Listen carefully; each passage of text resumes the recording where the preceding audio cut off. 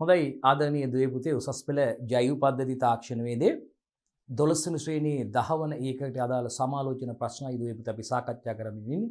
මේ වෙනකොට දුවල පුතාලත් එක්ක අපි සාර්ථකව ප්‍රශ්න 12ක් සාකච්ඡා කරලා ඉවරයි.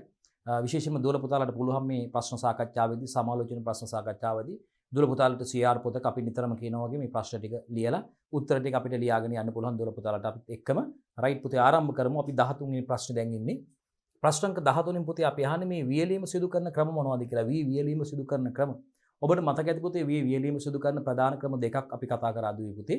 එකක් අපිට සූර්යාලෝකයේ මගින් වියලන්න පුළුවන් පුතේ. ඒ වගේම අපිට පුතේ මේ වියලන උපකරණ නැත්නම් වියලන භාවිතා කරලා පුතේ අපිට වියලීම සිදු කරන්න පුළුවන්. රයිට් අපි පිළිතුර බලමු පුතේ. ඔව් අංක 1 පුතේ අපිට ශූන්‍යතාවයෙන් වියලීම කරන්න පුළුවන් පුතේ. අංක 1 හරි නේද පුතේ අපේ පිළිතුරු. ශූන්‍යතාවයේ භාවිතයෙන් වියලීම සිදු කරන්න පුළුවන් පුතේ. අංක 2 යන්ත්‍ර මගින් වියලීම කරන්න පුළුවන්. ඉතින් අපි එච්චරයි කතා කරන්නේ. අපෙන් අහලා තියෙන ප්‍රශ්නටයි පුතේ අපි පිළිතුරු දෙන්නේ විස්තරාත්මකව මේ සිද්ධාන්ත පාඩම් වල ඕගොල්ලන්ට බලන්න පුළුවන් සිද්ධාන්ත පාඩම් අපේ සිද්ධාන්ත පාඩම් වල සාකච්ඡා කරලා තියෙන නිසා තීරි කොටස් විස්තරාත්මකව කතා කරලා තියෙන. ඒක නිසා මේ සමාලෝචන ප්‍රශ්න වලදී පුතේ අපි ප්‍රශ්න ටිකට අදාළව පිළිතුරු ටිකයි දුවල පුතාලත් එක්ක කතා කරන විශේෂයෙන්ම විභාග ඉලක්ක කරගනිමින් මේ ප්‍රශ්න ටික සකස් කරලා තියෙනවා. හොඳයි. අපි යනවා ප්‍රශ්න අංක 14ට පුතේ මේ ශූන්‍යතාවයෙන් වියලීමේදී ඇතිවන සීමාකාරී සාධක මොනවද කියලා. අන්න බලන්න හොඳ ප්‍රශ්නයක්. ශූන්‍යතාවයෙන් වියලීමේදී ඇති කරන සීමාකාරී සාධක පුතේ අපිට මේකෙදි පාලනය කරන්න බෑ උෂ්ණත්වය නේද පුතේ මේ විශේෂයෙන්ම අපිට මේ අවශ්‍ය අවස්ථාවේදී උෂ්ණත්වය පාලනය කරන්න බෑ පුතේ. දැන් අධික සූර්යාලෝකයට නිරාවරණය වුණොත් පුතේ අපිට අවශ්‍ය පමණට වියලීම සිද්ධ වෙන්න පුළුවන්. අධික ලෙස වියලීමකට ලක් වෙන්න පුළුවන් පුතේ. ඒ වගේම මේ හදිස්සියෙම අපි දන්නවා ශූන්‍යතාවයේ වියලීමේදී හදිසිය වර්ෂාවක් වගේ ඇති වුණොත් පුතේ මේ තෙමෙන්න පුළුවන්. ඉතින් තෙමීම නිසා මේ වල ගුණාත්මක භාවයට හානි වෙන්න පුළුවන්. හදිස්සියේ ශනිකව වැස්සක් කියලා එන්නේ නැහැ නේ පුතේ. උන් මන් දැන් වහිනවා වී ටික අයින් කරගන්න කියලා. කළු කරලා එක පාටම වහින්න පුළුවන්. එහෙම නැතුව අර හදිස්සියේ ඇති වෙන සංවහන වැසි නේ පුතේ දහවල් කාලේ සවස් වරුවේ නේ හවස දෙකට විතර එක පාටම වැස්සක් ඇදහැලෙන්න පුළුවන්. ඉතින් ඒක නිසා මතක තියාගන්න මේකත් මේවට මේ සීමාකාරී සාධක අපිට මේකෙදි මේ උෂ්ණත්වය පාලනය කරන්න බෑ. දැන් විශේෂයෙන්ම සූර්යාලෝකයේ අපිට අධික තීව්‍රතාවයකින් ආලෝක තීව්‍රතාවයකට මේක පතිත වුණොත් එහෙම නේ අපිට කන්ට්‍රෝල් කරන්න බෑ. ස්විච් එකකින් අර අඩු කරනවා වගේ අපිට මේකේ පාලනයක් නැහැ පුතේ. ඒ වගේම පුතේ මේකෙදි අපිට විශේෂයෙන්ම මේ අපි දන්නවා මේ බාහිර අපද්‍රව්‍ය එකතු වෙන්න පුළුවන් නේද පුතේ. දූවිලි කොන්ගොඩිය වගේ දේවල් එකතු වෙන්න පුළුවන් පුතේ. ඉතින් විවිධ හානි වෙන්න පුළුවන් අවස්ථා තියෙනවා මේ අවුවේ වියලීමේදී. ඉතින් ඒ ටික තමයි අපිට මේ සීමාකාරී සාධක යටතේ කියන්න තියෙන දුවේ පුතේ. හොඳයි පුතේ. අපි බලමු එතකොට මොකද මේ ශූන්‍යතාවයෙන් වියලීමේදී ඇතිවන සීමාකාරී සාධක පිළිතුරු ටික බලමු පුතේ. රයිට් මෙන්න. වියලීම ප්‍රමාද වීමෙන් පුතේ ශ්වසන ශීඝ්‍රතාව හා දිලිර වර්ධනයේ වැඩි වීම නිසා සහල් කහ පැහැවෙන්න පුළුවන් අවපාට වෙන්න පුළුවන්. මේ ශූන්‍යතාවයේ මගින් වියලීමේදී ආදරණීය දුවේ පුතේ මේ වියලීම ප්‍රමාද වෙන්න පුළුවන් පුතේ. රයිට්. එතකොට මේ වියලීම ප්‍රමාද වුණොත් පුතේ වියලීම ප්‍රමාද වීමෙන් මේ ශ්වසන ශීඝ්‍රතාවය රයිට් තෙතමන ප්‍රමාණයක් යම් ආකාරයකට රැඳලා තියෙනකොට අපි දන්නවා මේ අවශ්‍ය තත්ත්ව ලැබුණොත් මේ අපි දන්නවා මේ එළවලු පළතුරු අස්වනුත් අපි දන්නවනේ ඒ වගේ තෙතමන ප්‍රමාණය වැඩිනේ. අපි දන්නවා මේ එළවලු පළතුරු අස්වනු නෙළුව පසුත් මේ වගේ මේ පරිවෘත්තීය ක්‍රියා සිදු වෙනවා. ශ්වසන ක්‍රියාවලිය සිදු වෙනවා. එතිලින් නිෂ්පාදනය සිදු වෙනවා. අන්න ඒ වගේ මේ වී අස්වනු වල තෙතමන ප්‍රමාණය අපිට නියමිත ප්‍රමාණයට වේලා ගන්න බැරිනොත් නියමිත වෙලාවට මොකද වෙන්නේ මේකේ ශ්වසන ශීඝ්‍රතාවය වැඩි වෙන්න පුළුවන් පුතේ. ශ්වසන ශීඝ්‍රතාවයේ වැඩි වීමෙන් මොකද වෙන්න පුළුවන් පුතේ? දිලිර වර්ධනය වැඩි වෙන්න පුළුවන්. තෙතමන ප්‍රමාණය පැවතීමෙන්. උෂ්ණත්වය වැඩි වෙලා නේද පුතේ? ශ්වසන ශීඝ්‍රතාවය වැඩි වෙනකොට අපි කිව්වා උෂ්ණත්වයත් වැඩි වෙනවා මේකේ. එතකොට අපි කිව්වා දිලිර වර්ධනයේ වැඩි වීම නිසා පුතේ සහල් කහ පැහැවෙන්න පුළුවන්. අව පැහැවෙන්න පුළුවන්. අන්න එතකොට සහල් කහ පැහැවීමෙන් පුතේ මේ සහල් සඳහා තියෙන ඉල්ලුම අඩු වෙනවා පුතේ. ඒ කහ පැහැ සහල් සඳහා පාරිභෝගිකයන් කැමැත්ත රුචිකත්වය අඩුයි කියන එක අපි හොඳටම දන්නවා. අපිත් කැමති නෑ. තද ඒ කහ පාට තියෙන හල් මිලදී ගන්න කැමති නෑ අපි. ඒ නිසා මතක තියාගන්න පුතේ මේ වියලීම ප්‍රමාද වීමෙන් ශ්වසන ශීඝ්‍රතාව හා දිලිර වර්ධනයේ වැඩි වෙන්න පුළුවන් පුතේ. ඒ නිසා හල් කහ පැහැ වෙලා අව පැහැවෙන්න පුළුවන්. ඒ වගේම පුතේ වර්ෂාපත නැති කාලවල වගේම රාත්‍රී කාලෙදී සිදු කරන්න බෑ. ඒකත් සීමාකාරී සාධකයක්. මොකද රාත්‍රී කාලේ සූර්යාලෝකයේ පතිත වෙන්නේ නැහැනේ. ඒ වගේම වර්ෂා කාලෙදිත් මේ වැඩේ කරගන්න බෑ. සාමාන්‍ය වර්ෂාව අපි දන්නවා එක දිගට පවතින අවස්ථා තියෙනවා නේද පුතේ? සාමාන්‍ය දින කීපයක් වර්ෂාව පවතින අවස්ථා තියෙනවා. ඉතින් අධික වර්ෂාවක් හෝ මේ මද වර්ෂාවක් හරි පොද වැස්ස හරි වැස්ස තියෙන වෙලාවේ මේ වැඩි කරන්න බෑ. වී වේලන්න අපිට වී වේලීම තිරීම කරන්න අවස්ථාවක් නැහැ. වර්ෂාව තියෙන අවස්ථාවලදී වගේම පුතේ මේක තව දෙයක් රාත්‍රී කාලෙදී අපිට වේලීම සිදු කරන්නත් බෑ. මොකද රාත්‍රී කාලේ සූර්යාලෝකය ලැබෙන්නේ නැති නිසා රාත්‍රී කාලෙදිත් අපිට ඒක සිදු කරගන්න බෑ. ඒකත් සීමාකාරී සාධකයක් පුතේ. මේ ශ්‍රම අවශ්‍යතාවය වැඩි. මැෂින් එකකට දාලා අපිට මේ වියලන යන්ත්‍රයක් මගින් නේද පුතේ යාන්ත්‍රිකව වියලනකොට අපිට මේ ලොකු ශ්‍රම අවශ්‍යතාවයක් අවශ්‍ය නැහැ. නමුත් මේවා අර කමත්වල ලොකු මෝල් වල අපි දැකලා තියෙනවා වී නේද පුතේ කමත්වල දාලා මේවට මේ අවුවෙම කට්ටිය මෙහෙම මේක හුවමාරු කරනවා. මේ කකුල් දෙකෙන් මෙහෙම කර හුවමාරු කර ඒගොල්ලෝ මේක මිශ්‍ර කරන්න එපා පුතේ නිතරම මේක මිශ්‍ර කරන්න ඕනේ වී එක. එතකොට අර වී යටේ පැත්ත හරියට දෙපැත්තම ඒක අපි නියමිත ප්‍රමාණයට වීලිම සිද්ධ වෙන්න ඕනේ. ඉතින් මිශ්‍ර කරන්න ඕනේ. ඉතින් ඒකට ලොකු පිරිසක් ඕනේ. ඒවා අහපව එකතු කරලා බෑග් වලට දා ගන්න ඕනේ වෙනවා නේද පුතේ ඈ. ඉතින් මේකට ලොකු වී ප්‍රමාණයක් වේලන්න මේකට ශ්‍රම අවශ්‍යතාවයත් වැඩි. ඉතින් ඒකත් සීමාකාරී සාධකයක් මේ වැඩේ අපිට සාර්ථකව කරගන්න නොහැකි වෙන්න තියෙන සීමාකාරී සාධකයක් තමයි පුතේ. මේ සඳහා වැඩි පිරිසක් අවශ්‍ය වෙනවා ශ්‍රම අවශ්‍යතාවයේ වැඩි. හරි. ඒ වගේම අපි දන්නවා මේකෙන් මේ වැඩි ප්‍රමාණයක් විශාල ප්‍රමාණයක් වීලීම කරන්න අමාරුයි. දැන් පාරක වගේ සාමාන්‍ය අපි දැක්කොත් ඔය ග්‍රාමීය ප්‍රදේශවල අර්ධ නාගරික ප්‍රදේශවල නාගරික ප්‍රදේශවලත් වාහන ටිකක් අඩුවෙන් යන වාහන පාරේ ගමන් කරන වාහන අඩුවෙන් ගමන් කරන මාර්ග තියෙනවා විශේෂයෙන්ම කාපට් අතුරුලා තියෙන මේ පාරවල් වල අපි මේ තීරි පාඩම් වලත් සිද්ධාන්ත පාඩම් කියලා දුන්නා. මේ ගොවි මහත්තුරු මේ ඒගොල්ලෝ වී ගෝණියක් දෙකක් ගෙනල්ලා මේ පාර එක පැත්තක දානවා. පාර එක පැත්තක දාලා මේ ටික වේලා ගැනීම සිද්ධ වෙනවා. ඒක අපි සිද්ධාන්ත පාඩමේ උගන්ලා තියෙනවා. ඒක නිසා අපි දීර්ඝ වශයෙන් මේක ඇඳලා කරලා පෙන්නන්න යන්නේ නැහැ. මොකද ඇඳලා මේක දුවල පුතාලට පෙන්නලා තියෙන්නේ අපි මේකේ සිද්ධාන්ත පාඩම් වලදී පාරේ එක පැත්තක සාමාන්‍ය පාරක කාපට් යොදලා තියෙන දැන් අර්ධ නාගරික වගේම ග්‍රාමීය ප්‍රදේශවලත් සාමාන්‍ය අතුරු පාරවල් වලට දැන් කාපට් යොදලා බොහෝ විට මේ මාර්ග පද්ධති සකස් කරලා තියෙන අපේ රටේ බොහෝ දුරට කරලා තියෙන්නේ. ඉතින් එතකොට මේ පාරක එක පැත්තක වාහන යන්න එක පැත්තක් ඉතිරි කරලා මේ එක පැත්තක මේ වී ටික එලලා වී ටික වේලා ගැනීම සිදු කරනවා. ඉතින් මේ තැන් වල රැඳිලා ඉඳලා ඉතින් මේකෙදි මේ විශාල මහා පරිමාණයෙන් කරනකොට මේ විදිහට වේලා ගැනීම කරන්න අමාරුයි. එතකොට මේ ඒකත් මේකට සීමාකාරී සාධකයක් විදිහට අපිට හඳුන්වන්න පුළුවන්. ඒකයි. ශ්‍රම අවශ්‍යතාවය වැඩි විශාල පරිමාණයක් සිදු කරන්න අපහසුයි. ඒ වගේම උෂ්ණත්වය පාලනය කරන්න බෑ. අපි ඒක කිව්වා. උෂ්ණත්වය මේකෙදි පාලනය කිරීමක් සිදු කරන්න හැකියාවක් නැහැ පුතේ. මේක අධික සූර්යාලෝකයට මේක නිරාවරණය වෙන්න පුළුවන් සූර්ය විකිරණ වලට. ඒක නිසා ඒකත් අපිට වී වල අධික විදිහට වීලීම නිසා පසු අසුණු හානි සිදු වෙන්න පුළුවන්. අඩුවෙන් වීලීම නිසා අපි අර කියපු පසු අසුණු හානි සිදු වෙන්න පුළුවන් මේ වී සඳහා. හරි. අපි ඉදිරියට යමු. හොඳයි. 15 වෙනි ප්‍රශ්නේ. ශූරතාපයෙන් වේලීමේදී සලකා බැලිය යුතු කරුණු මොනවද කියලා අහනවා අපෙන් පුතේ. අන්න බලන්න. ඊට පස්සේ අහන ඊළඟ ප්‍රශ්න තමයි මේ ශූරතාපයෙන් වේලීමේදී සලකා බැලිය යුතු වී වේලීමේදී ශූරතාපයෙන් වේලීමේදී අපි මොනවද සලකා බලන කරුණු කියලා. අපි ඊට යමු. හරි. එකක් තමයි පුතේ.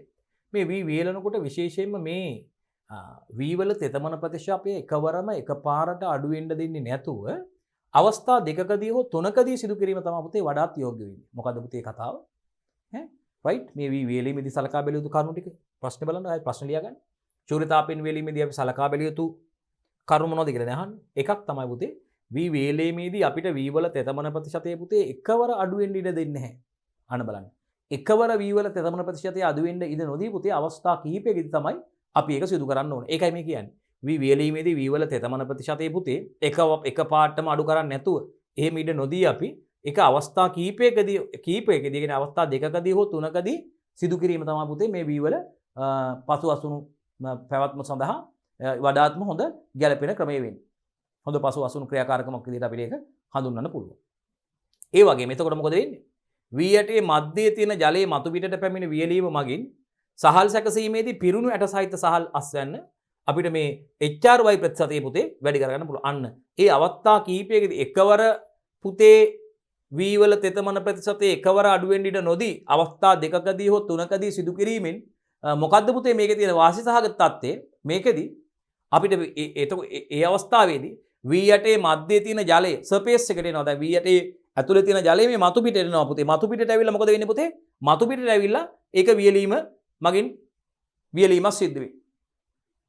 වී යටේ අභ්‍යන්තරයේ වී යටේ තුල තියෙන ජලය මේ සර්ෆේස් එකට එනවා මතු පිටට එනවා පුතේ. එතකොට සර්ෆේස් එකට ඇවිල්ලා තමයි වියලීම සිද්ධ වෙන්නේ. අන්න ඒ ආකාරයට වියලා ගැනීම මගින් පුතේ මේ බලන්න. එවිට වී යටේ මැද්දේ ඇති ජලයේ මතු පිටට පැමිණ වියලීම මගින් මොකද වෙන්නේ? හාල් සැකසීමේදී අපිට විශේෂයෙන්ම පිරිණු ඇට සහිත සහල් අස්වැන්න HRI ප්‍රතිශතය උතේ වැඩි කරගන්න පුළුවන්. අපිට අවශ්‍ය වෙන්නේ පිරිණු ඇට සහිත සහල්ල ගුණාත්මකභාවය මගින් නේද පුතේ? පරීක්ෂාවේදී අපි සැලකිලිමත් වෙන්නේ මොකද්ද? මේ පිරිණු ඇට සහිත සහල් ප්‍රමාණය වැඩි කරගන්න. HRI ප්‍රතිශතය වැඩි කරගන්න එක පුතේ. හරි. එතකොට ගුණාත්මක බවින් ඉහළ වී ලබා ගැනීමට පුතේ වී වියලීමේදී නිතරම වී මිශ්‍ර කරන්න ඕනේ. අපි කිව්වේ අර මේවා වියලනකොට ඒගොල්ලෝ කකුලෙන් මේ මිශ්‍ර කිරීම සිදු කරනවා කියලානේ. හොඳට මේ වී මිශ්‍ර කිරීම කරන්න ඕනේ කියලා කිව්වේ අපි. බලන්නකො එහෙනම් අපිට ක්වොලිටි එකෙන් වැඩි, ක්වොලිටි එකෙන් උසස් ගුණාත්මක බවින් ඉහළ වී ලබා ගැනීමේදී පුතේ වී මොකද කරන්නේ? නිතරම වී මිශ්‍ර කිරීම වැදගත් වෙනවා. වී කලවම් මිශ්‍ර කරන්න ඕනේ. බිම වල්ලා තියෙන වී අපි වේලෙන්ද වල්ලා තියෙන වී මතකද මේ නිතරම මිශ්‍ර කිරීම සිදු කරන්න ඕනේ. නිතරම වී මිශ්‍ර කරනවා. ඔබ දැකලා ඇති මේ පාරේ වල්ලා තියෙනකොට වී මිශ්‍ර කරනවා ඔබ දැකලා ඇති. නිතරම වී මිශ්‍ර කිරීම සිදු කරන්න අවශ්‍යයි. එහෙනම් ගුණාත්මක බවින් ඉහළ වී ලබා ගැනීමට වී වේලීමේදී පුතේ මතක තියාගන්න නිතරම වී වේලනකොට වී මිශ්‍ර කිරීම වැදගත් වෙනවා. ඒක නිසා මේ මිශ්‍ර කිරීම මගින් මොකද වෙන්නේ? මේ වී ඇටයේ සියලුම පැති එකාකාරව වේලනවා. ඇත්තටම මේකයි වෙන්න ඕනේ. වී ඇටේ හැම පැත්තක්ම එකාකාරෝ වියලීමක් සිදුවනවා පුතේ. මෙලෙස මේ වියලීමේදී මිශ්‍ර කිරීම මගින්. ඒකත් අතිශයින්ම වැදගත් කරුණක් මතක තියාගන්න පුතේ. සෑම පැය භාගයකට වරක්ම මේ මිශ්‍ර කිරීම සිදු කරන්න ඕනේ. හැම පැය භාගයකට වරක්ම පුතේ මේ ආකාරයට වී මිශ්‍ර කිරීම සිදු කිරීම මගින් වී ඇටේ සෑම පැත්තක්ම මේ එකාකාරීව වියලීම සිදු වෙනවා පුතේ. අපිට අවශ්‍ය පරිදි ඒ ක්‍රියාකාරකම් සිදු කරගන්න පුළුවන්. අවසානයේ ගුණාත්මක සහල් ලස්සනක් ලබා ගැනීමට ඒක හේතු වෙනවා දුවේ පුතේ. ඒක විශේෂයෙන්ම සුවිශේෂිත කරුණක් ආදරණීය දුර පුතාලා හොඳින් මතක තියාගන්න. හරි ඉදිරියට යන්න.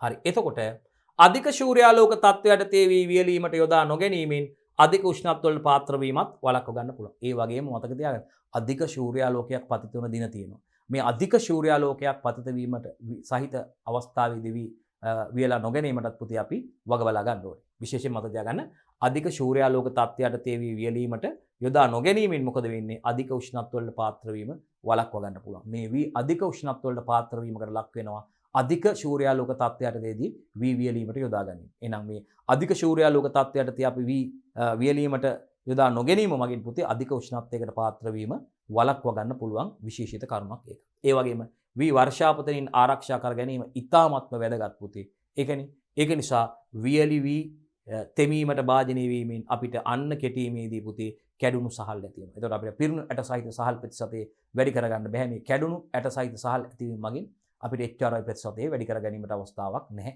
රයිට් ඒක අහිමි වෙනවා. එහෙනම් මතක තියාගන්න වී වර්ෂාවෙන් ආරක්ෂා කරගන්න ඕනේ වී වියලීමේදී. අනිකවම වර්ෂාව තියෙන අවස්ථාවල අපි විටින් විට වී දාලා ගන්නෙ නැහැ. මේ වී අවුව තියෙන කොටයි මේක අපි වෙලා ගන්නෙ. වර්ෂාව තියෙනවා නම් අහසේ වලාකුළු වලින් බර වෙලා තියෙනවා නම් අපි මේ වී එළිය වඩන්නේ නැහැ. මොකද එහෙම වුණොත් අපි දන්නවා වර්ෂාවට අහු වුණොත් මේ අපි වේලෙන දාලා තියෙන අවුවේ දාලා තියෙන වී ටික වර්ෂාවට අහු වුණොත් පුතේ වී වර්ෂාපතනෙන් ආරක්ෂා කර ගැනීම ඉතාමත්ම වැදගත්. වියලි වී තෙමීමට භාජනය වීමෙන් මොකද වෙන්නේ? මේ වී කෙටීමේදී අපිට විශේෂයෙන්ම මතක තියාගන්න කැඩුණු සහල් ඇතිවීමේ ප්‍රතිශතය වැඩි වෙනවා. කැඩුණු සහල් ඇති වෙන ප්‍රමාණය වැඩි වෙනවා පුතේ. සුවිශේෂිත කරුණක් ඒකත් පිළිතුර මතක තියාගන්න. ඒ වගේම වී වල විවිධ අපද්‍රව්‍ය මිශ්‍ර වීම වළක්වා ගැනීමට ක්‍රියාමාර්ග ගන්න ඕනේ. මේකෙදි තව දෙයක් තමයි අපි මේ වී වල විවිධ අපද්‍රව්‍ය මිශ්‍ර වීම වළක්වා ගැනීම සඳහා අපි මෙතෙන්දී ක්‍රියාමාර්ග ගැනීම ඉතාමත්ම වැදගත් වෙනවා. ඒකත් සුවිශේෂිත කරුණක් අනිවාර්යෙන් ඒක මතක තියාගන්න. මොකද්ද? වී වලට විවිධ අපද්‍රව්‍ය මිශ්‍ර වෙන්න පුළුවන්. මේ විදිහට සූර්යාලෝකයට තේ වී වියලීම සිදු කරනකොට සූර්යාලෝකයට තේ වී වියලීම සිදු කරනකොට වී වලට විවිධ අපද්‍රව්‍ය මිශ්‍ර වෙන්න පුළුවන් හැකියාවක් තියෙනවා. රයිට් නේද පුතේ? සුළඟ මකින් අපි දන්නවා මේක ගසාගෙන එනවා. සුළඟ මකින් මේවා ගහගෙන එනවා. විවිධ අපද්‍රව්‍ය නේද පුතේ? අපි දන්නවා දූවිලි කුණු දූවිලි වර්ග නේද පුතේ? ඉතින් මේ ඒක නිසා අපි සාමාන්‍ය ස්වභාවික පරිසරයේ අවුවේ වී වේලනකොට මේ තත්වයට හේතුවක් වෙන එක නිසා මතක තියාගන්න. සූර්යාලෝකයේ මගින් වී වේලනකොට මේ වී වලට විවිධ අපද්‍රව්‍ය මිශ්‍ර වෙන්න පුළුවන්. මේ විවිධ අපද්‍රව්‍ය මිශ්‍ර වීම වළක්වා ගැනීමට මේකෙදී අපි අනිවාර්යයෙන්ම ක්‍රියාමාර්ග ගැනීම වැදගත් කරුණක් විදිහට අපිට මෙතන සඳහන් කරන්න පුළුවන්. රයිට් දරුවනේ අපි ඊළඟ ප්‍රශ්නයට යමු. හරි. 16 වෙනි ප්‍රශ්නයට නමුත් අපි යාන්ත්‍රික වී වියලීම වැදගත් වන්නේ මන්ද කියලා. මේ යාන්ත්‍රික වී වියලීම ඉතින් ඇත්තටම අපි දන්නවා අර සීමාකාරී සාධකවල බලපෑමක් තිබ්බා. ඒ නිසා අපි සූර්යාලෝකයේ යටතේ සූර්යාලෝකයේ යටතේ නැත්නම් සූර්යතාපයේ යටතේ සූර්ය විකිරණ මගින් සූර්යාලෝකයේ හමුවේ වියලීමේදී සිදුවෙච්ච සීමාකාරී සාධක ගැන කතා කරා පුතේ. එහෙනම් අපි දැන් මෙතනදී කතා කරනවා විශේෂයෙන්ම මේ ප්‍රශ්නේ ප්‍රශ්න අංක 16 යටතේ පුතේ යාන්ත්‍රික වී වියලීමේ වැදගත් වන්නේ මන්ද කියලා අහන්නේ. ප්‍රශ්නේ ලියාගෙන පුතේ ප්‍රශ්න අංකය දාලා ප්‍රශ්න ලියාගෙන පිළිතුර ලියන්න පුළුවන් දුවලා පුතාලට අපිත් එක්ක පිළිතුර ලියන්න හැකි ඉක්මනින් පුතේ ස්පීඩ් එකකින් කරන්න. කාලෙට අනුව පිළිතුරු ලියන්න හුරු වෙනවා. මේ සමාලෝචන ප්‍රශ්න අපිත් එක්කම ආදරණීය දුවලා පුතාලා මේ විදිහට සාකච්ඡා කිරීම මගින් අපි යමු දුවේ පුතේ ඉදිරියට. හරි අන්න බලන්න. එකක් මේ අපි යන්ත්‍ර මගින් යාන්ත්‍රික වියලීමේදී පුතේ වර්ෂාපතනයේ බලපෑමක් ඇති වෙන්නේ නැහැ. යන්ත්‍ර මගින් අපිට වියලනකොට යන්ත්‍රයත් තුළට දාලා යන්ත්‍ර මගින් අපි විශේෂයෙන්ම මේ වියලීම කටයුතු කරනකොට අපිට දැන් එළියේ අපි වේලනවා නම් සූර්යාලෝකයේ හැමෝම වේලනකොට සූර්ය විකිරණය මගින් සූර්යතාපයෙන් වේලනකොට අපි දන්නවා හදිසියේ වැස්ස આવොත් වැස්සට අහු වෙනවා. වැස්සට අහු වුණොත් අපි දන්නවා කෙවි කෙටීමේදී කැඩුණු සහල් ඇතිවීමේ ප්‍රතිශතයේ ප්‍රමාණය වැඩි වෙනවා. එච්චරයි ප්‍රතිශතය අඩු වෙනවා. එහෙනම් විශේෂයෙන්ම මේ අපිට මේ කතා කරන්නේ කෙලින්ම ප්‍රශ්නෙට නැවත ගියොත් බලන්න යාන්ත්‍රික වී වියලීම වැදගත් වෙන්නේ ඇයිද කියලා අහන්නේ. එහෙනම් එකක් වර්ෂාපතනයේ බලපෑමක් නැහැ. වර්ෂාපතනයේ බලපාරමින් තොරව අපිට බාධාවකින් තොරව වී වියල ගන්න අවස්ථාවක් තියෙනවා. විශාල ප්‍රමාණයක් සිදු කරන්න පුළුවන් පුතේ අපිට දැක්කා මේ දෙක සංසන්දනය කරලා බැලුවොත් අපි සූර්යතාපය මගින් වියලීමේදී මේක අපිට විශාල පරිමාණයෙන් ඒ කටයුතු සිදු කරන්න අපහසුයි පුතේ අපි දන්නවා. ඒ සඳහා අපිට නේද පුතේ විශාල ප්‍රමාණයක විශාල ඉඩකඩ ප්‍රදේශ අවශ්‍ය වෙනවා. ඒක විශාල ප්‍රමාණයේ මහා පරිමාණය අපිට කරනකොට වී නිෂ්පාදනය සිදු කරනකොට අපිට ඒක කරන්න අපහසුයි. ඒ වගේම උෂ්ණත්වය පාලනය කරන්න පුළුවන් පුතේ මේක. යන්ත්‍ර මගින් සිදු කරනකොට අපිට උෂ්ණත්වය පාලනය කිරීමක් සිදු කරන්න පුළුවන්. සූර්යාලෝකයේ හමුවේ වීලීම සිදු කරනකොට අපිට උෂ්ණත්වය පාලනය කිරීමක් කන්ට්‍රෝල් කිරීමක් කරන්න හැකියාවක් නැහැ පුතේ. එහෙනම් විශේෂයෙන් මතක තියාගන්න ඕනේ කරුණු ටික දුවලා පුතාලා. රයිට්? මේකෙදි වර්ෂාපතනයේ බලපෑමක් ඇති වෙන්නේ නැහැ. යන්ත්‍ර අනුසාරයෙන් කරනකොට විශාල ප්‍රමාණයක් අපිට සිදු කරන්න පුළුවන් පුතේ. මහා පරිමාණ වී මෝල් වල මේ කටයුතු සිදු කරනවා පුතේ. රයිට්? වී නිෂ්පාදනයේදී. ඒ වගේම උෂ්ණත්වය පාලනය කරන්න හැකියාවක් තියෙනවා. යන්ත්‍ර මගින් කරද්දී දකුණු ආසියාවේ විශාලතම තාක්ෂණය භාවිතා කරන විශාලතම වී මෝල් ලංකාවේ තියෙනවා. දීපුදේව දන්නවා විශේෂයෙන් නේ. රයිට්? සහල් නිෂ්පාදනය සිදු කරන ප්‍රධානතම මෝල් තියෙනවා පුතේ. අපි දන්නවා නවීන තාක්ෂණය භාවිතා කරන දකුණු ආසියාවේ නවීන තාක්ෂණය භාවිතා කරන විශාලතම මෝල් ලංකාවේ තියෙනවා කියලා ඔයගොල්ලෝ දන්නවා පුතේ. පොළොන්නරුව ප්‍රදේශයේ තියෙනවා. රයිට්? අපි යමු ඊළඟ ප්‍රශ්නෙට. ප්‍රශ්න අංක 17 මෙන්න යාන්ත්‍රික වීලීම සඳහා භාවිතා කරන උපකරණය කුමක්ද කියලා අහනවා. රයිට්? පිළිතුරට යමු පුතේ. ප්‍රශ්න අංක 17 ලියන්න පුතේ. යාන්ත්‍රික වීලීම සඳහා භාවිතා කරන උපකරණය මොකක්ද කියලා අපෙන් අහන්න. රයිට්? මෙන්න පුතේ. උණුසුම් වායු ධාරා සහිත වියලනයක්. මේ තුලින් උපකරණය තුලින් උණුසුම් වායු ධාරා පුතේ යවීම සිදු කරන්නේ. එහෙනම් මෙන්න බලන්න. අපි මතක ඇති පින්තූරත් අපි දැක්කා. පින්තූර සාකච්ඡා කරා. එහෙනම් මෙන්න උපකරණය පුතේ ව්‍යුහගත මාදිලි ප්‍රශ්නයක වගේම බහුවර්ණ මාදිලි ප්‍රශ්නයක කෙලින්ම අහන්න පුළුවන් මොකද්ද පුතේ වීලීම සඳහා අපි භාවිතා කරන උපකරණය කියන එක. රයිට්? ප්‍රශ්න අංක 16 නේද අපි හිටියේ? ඔව්. ප්‍රශ්න අංක 17 යාන්ත්‍රික වීලීම සඳහා භාවිතා කරන උපකරණය යහන්නේ පුතේ. ප්‍රශ්න අංක 17 යාන්ත්‍රික වීලීම සඳහා භාවිතා කරන උපකරණය තමයි පුතේ උණුසුම් වායු ධාරා සහිත වියලනය. මෙන්න පුතේ උපකරණේ මෙයාගේ උණුසුම් වායු ධාරා තමයි පුතේ වීමතින් ගමන් කරන්නේ. වීමතින් යවන්නේ ඒ රයිට්? හරි. එහෙනම් උණුසුම් වායු ධාරා සහිත වියලනයක් තමයි පුතේ භාවිතා කරන්නේ. යාන්ත්‍රික වියලීම සිදු කරන උපකරණේ නැත්නම් උපාංගය තමයි පුතේ උණුසුම් වායු ධාරා සහිත වියලනය කියලා කිව්වනම් පිළිතුර හරි. බලාපොරොත්තු වෙන පිළිතුර ඒකයි පුතේ. උණුසුම් වායු ධාරා සහිත වියලනය. වෙනත් පිළිතුරු හතරක් එක නිවැරදි උත්තර දෙන්න පුළුවන්. වැරදි පිළිතුරු හතරක් එක්ක ඒ නිසා හොඳට ප්‍රැක්ටිස් කරගෙන පුහුණු කරගෙන තියාගන්න පුතේ. හුරු කරගෙන තියාගන්න. උණුසුම් වායු ධාරා සහිත වියලන යන්ත්‍රයක් භාවිතා කරන්නේ. උණුසුම් වායු ධාරා සහිත වියලනයයි භාවිතා කරන්නේ. රයිට්? ප්‍රශ්න අංක 18ට යමු. 18. වී ගබඩා කිරීමේදී නිසි තත්ත්ව ලබා නොදීමෙන් සිදුවන හානි මොනවාද? අන්න බලන්න. අපි දන්නවා වී ගබඩා කිරීමේදී ඒ සඳහා නිසි ප්‍රශස්ත තත්ත්ව ලබා දෙන්න. දැන් එළවලු පළතුරු ගබඩා කර දෙනොත් අපි දන්නවා එළවලු පළතුරු ගබඩා කිරීමේදී ලබා දී යුතු තත්ත්ව විදිහට අපි දන්නවා වැඩි ආර්ද්‍රතා සහ අඩු උෂ්ණත්ව. මොනවද පුතේ? වැඩි ආර්ද්‍රතා සහ අඩු උෂ්ණත්ව තත්ත්වයට ගබඩා කරනවා. මොකද ඒ වගේ අපි දන්නවා වැඩි ආර්ද්‍රතා තත්ත්ව සහ අඩු උෂ්ණත්ව තත්ත්ව. නමුත් ඒ වගේම අපි දන්නවා වී ගබඩා කරනකොට අපි දන්නවා ප්‍රශස්ත තත්ත්ව පවත්වා ගන්න ඕනේ. ඒ ප්‍රශස්ත තත්ත්ව පවත්වා ගැනීමෙන් වී වල පසුවස්සුණු හානිය අපිට අවම කරගන්න හැකියාවක් තියෙනවා. එහෙනම් ආදරණීය දුවේ පුතේ ප්‍රශ්න ලියාගත්තොත් අපිට පහසුයි. වී ගබඩා කිරීමේදී නිසි තත්ත්ව ලබා නොදීමෙන් සිදුවන හානි මොනවද කියලා අපි කතා කරන්නේ. රයිට්? බලන්න. මෙන්න පුතේ. අපි වී ගබඩා කිරීමේදී ඒ ගබඩා කිරීමේ ක්‍රියාවලිය නිසි ලෙස සිදු නොකිරීමෙන් පුතේ. හරි? අපිට මේ වී වල තෙතමන ප්‍රමාණය වැඩි වීමෙන් පුතේ කෘමි හානි වෙන්න පුළුවන්. දිලීර හානි වෙන්න පුළුවන් පුතේ. වෙනස් සතුන්ගෙන් හානි වෙන්න පුළුවන් පුතේ. වෙනස් සතුන්ගෙන් හානි වෙන්න පුළුවන් අපි දන්නවා. ඒ නිසා අස්සනු ප්‍රමාණයෙන් 10ක් 15ක ප්‍රතිශතයක් ප්‍රමාණාත්මකව හානි වෙනවා පුතේ. අන්න ප්‍රමාණාත්මක කියන්නේ ක්වොන්ටිටි එක. අස් වෙන්නේ ක්වොන්ටිටි එක. ප්‍රමාණාත්මකව හානි වෙනවා පුතේ 10ක් 15ක් අතර ප්‍රමාණයක් අපි නිසි ගබඩා තත්ත්ව අනුගමනය නොකිරීම. සුවිශේෂිත කරුණක් පුතේ. ඉතාමත්ම වැදගත්. නිසා මතක තියාගන්න මේ වී ගබඩා කිරීමේදී නිසි තත්ත්ව ලබා නොදුන්නොත් පුතේ ගබඩා කිරීම නිසි ලෙස සිදු නොකිරීම නිසා පුතේ තෙතමනේ වැඩි වෙලා වී වල තෙතමනේ වැඩි වීමෙන් පුතේ කෘමි හානි වෙන්න පුළුවන්. දිලීර හානි වෙන්න පුළුවන්. වෙනත් සතුන්ගෙන් හානි වෙන්න පුළුවන් පුතේ. මේ වෙනි සත්තු අපි දන්නවා නේද පුතේ? රොඩෙන්ස් අනේ රොඩෙන්ටියාවන්ගෙන් හානි වෙන්න පුළුවන් පුතේ. කෘමි වගේම කෘමි නොවන පලිබෝධ අපි කියන්නේ කෘමිනෝන වෙනත් අපි කියමු සත්ත්ව පලිබෝධ ඉන්නෝනේ. කෘමිනෝන වෙනත් සත්ත්ව පලිබෝධ මගින් හානි වෙන්න පුළුවන්. මේ දිලීර මගින් හානි වෙන්න පුළුවන්. නේද පුතේ? අපි කියන්නේ ශුද්‍ර ජීවී ආකාර විදිහට මේ දිලීර මගින් හානි සිදු වෙමින් වෙන්න පුළුවන් පුතේ. මේ හේතුවෙන් අපි කියනවා අනිවාර්යෙන් අස්වැන්න පුතේ හාවස් ටික 100ට 10ත් 15ක ප්‍රතිශතයක් පුතේ ප්‍රමාණාත්මකව හානි වෙනවා. අන්න ක්වොන්ටිටි එකට ක්වොලිටි එකට හානි වෙනවට අමතරව පුතේ ප්‍රමාණාත්මකව හානි වෙනවා පුතේ. මේක නාස්ති වෙලා යනවා. ක්වොන්ටිටි එක වී වල ක්වොන්ටිටි එක 10ත් 15ත් අතර ප්‍රමාණයකින් පුතේ ප්‍රමාණාත්මකව ප්‍රතිශතයක් පුතේ හානි වීම සිද්ධ වෙනවා.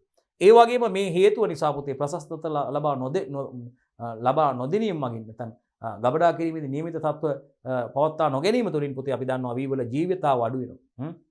ජීවී ගුණ ජීවිතාව අඩු වීමේ ප්‍රධාන ප්‍රතිඵලයක් විදිහට අපි දන්නවා පුතේ මේ වගේ ප්‍රරෝහණ හැකියාව අඩු වෙනවා. ප්‍රරෝහණ වීමට වැඩි කාලයක් ගත වෙනවා. ප්‍රරෝහණ වීමේ සම්භාවිතාවයේ ප්‍රවණතාවය අඩු වෙනවා පුතේ. ප්‍රරෝහණ ප්‍රතිශතය අඩු වීම වගේම සහල් පරිභෝජන ප්‍රිය නොවන තත්ත්වයට පත් වීමෙන් මේකේ ගුණාත්මක භාවයට හානි සිද්ධ වෙනවා. මොකද්ද පුතේ?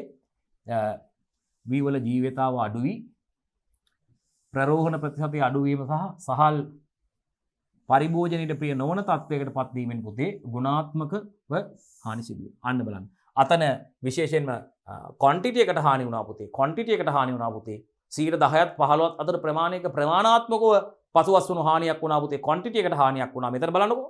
ජීවිතාව අඩු වෙනවා. වී වල ජීවිතාව අඩු වෙනවා. ඒක නිසා ප්‍රරෝහණ ප්‍රතිශතයේ ජීවිතාව අඩු වෙනවා කියන්නේ ප්‍රරෝහණ ප්‍රතිශතයේ වී ප්‍රරෝහණය වෙලා ශාකයක් ඇති වෙන තියෙන අවස්ථාව. වී වල ප්‍රරෝහණ ප්‍රතිශතය අඩු වීම හා සහල් පරිභෝජනයට ප්‍රිය නොවන තත්ත්වයට පත් වෙනවා පුතේ. සහල් පරිභෝජනය කරන්න ප්‍රිය නොවන තත්ත්වයට පත් වෙනවා. අපෝ ඉහාල් පාට ගන්න දෙයක් නෑ අපෝ. එහෙම අවස්ථාවකට පත් වීමෙන් පරිභෝජන ප්‍රිය නොවන පාරිභෝගිකය ප්‍රතික්ෂේප කරනවා. පරිභෝජ්‍ය ප්‍රිය නෑ. ඒ නිසා මිලදී ගන්න නෑ වෙළඳපොළ තිබ්බත්.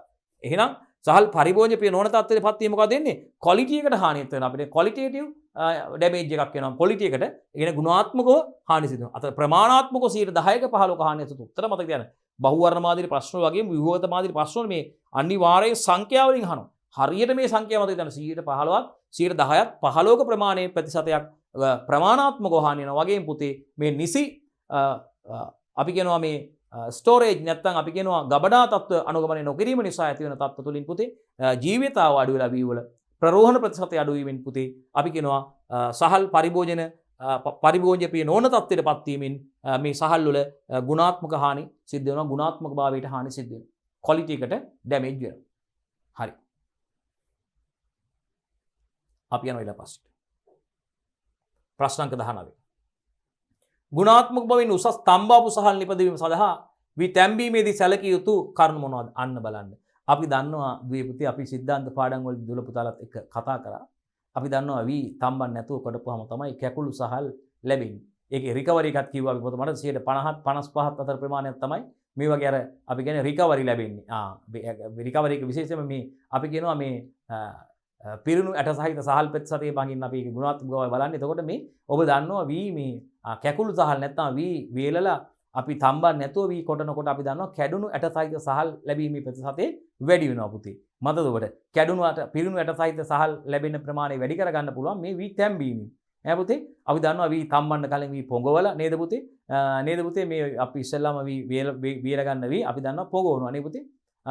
දින අපි යම් කිසි කාල සීමාවක් අපි ඔබට මතක ඇති මේකදී විශේෂයෙන්ම අපි කිව්වා දිනක් නේද පුතේ දිනක් පැය 48ක් ඒ වගේ අපි කාලයක් කිව්වා අපිට කාල සීමාව මතක ඇති මේ පැය 24ක් 48ක් වගේ කාල සීමාවක් අපි මේ අපි වතුරේ දාලා තියලා පොඟවනවා මේ තම්බන්න කලින් වී පොඟව ගන්නවා පොඟවනකොට අපිට මේකෙදි විශේෂයෙන් වී පෙඟවීමේදී අපේ බොල් ඇට අයින් කරන්න පුළුවන් නේද පුතේ එතකොට වී ටික අවශ්‍ය අපිට මේ හොඳ මේ තත්ත්වයේ තියෙන වී ටික අපිට මේවා තුල තම්බ ගන්න පුළුවන් පුතේ අපි මේ විශේෂයෙන්ම නිවස් වල නම් ලොකු වාජනය ලොකු මුට්ටියක් නේ පුතේ ඇලුමිනියම් ලොකු මුට්ටියක තමයි තම්බ ගන්න මේවා විශේෂයෙන්ම අපි දන්නවා විශේෂයෙන්ම වී තැම්බීම ලොකු මහා පරිමාණ මෝල් අපි දන්නවා මේ වී තැම්බීම හුමාලය මගින් සිදු කරනවා නේ ඈ ඉතින් මේ තැම්බීමේ ක්‍රියාවලිය සිදු කරන ආකාරය ගැන අපි විස්තරාත්මකව කතා කරලා තියෙන්නේ හරි එහෙනම් බලමු මොකද්ද ප්‍රශ්නේ අපේ මේ ගුණාත්මක බවින් උසස් තම්බාපු සහල් වල අපි දන්නවා මේ පිරුණු ඇට සහිත සහල් ප්‍රමාණය වැඩි නේද පුතේ තැම්බීමේදී අපි දන්නවා මේ පිෂ්ඨ කණිකා ඒකරාශී වීමෙන් අපි දන්නවා පිරුණු ඇට සහිත සහල් ප්‍රතිශතේ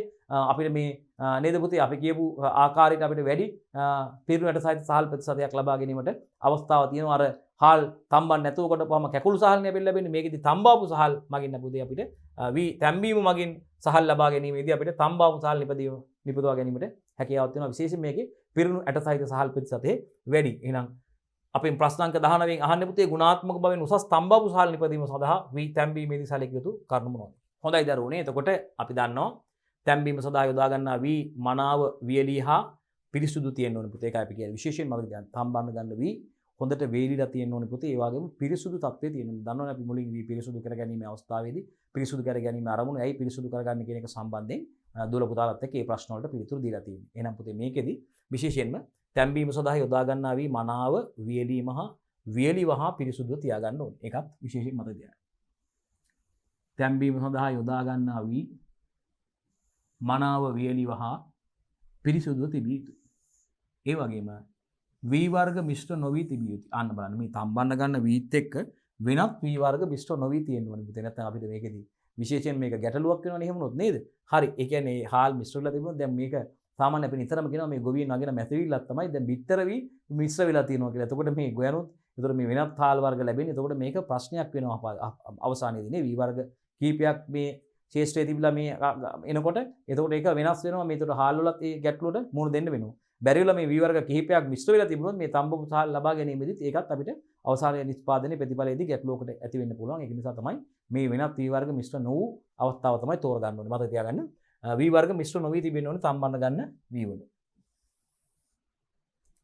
තැම්බීමට ප්‍රථම පුතේ වී අපි දන්නවා අනිවාර්යෙන් ඇල් ජලයේ පෙඟවීම කරන්න ඕනේ. මේකෙදි අපි නොපැසුණු ඇට ඉවත් කිරීමෙන් බොල් වී අයින් කරනවා. නොපැසුණු ඇට ඉවත් කිරීමෙන් ඒ වගේම කළු ඇට ප්‍රමාණය අපිට අඩු කරගන්න පුළුවන්. නොපැසුණු ඇට තියෙනවානේ.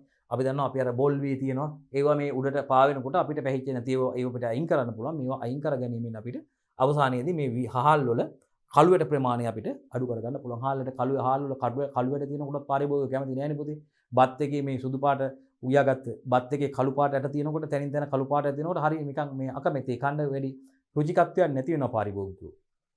ඒක මතක තියාගන්න. තැම්බීමට ප්‍රථම වී ඇල් ජලයේ පොඟවන්න ඕනේ.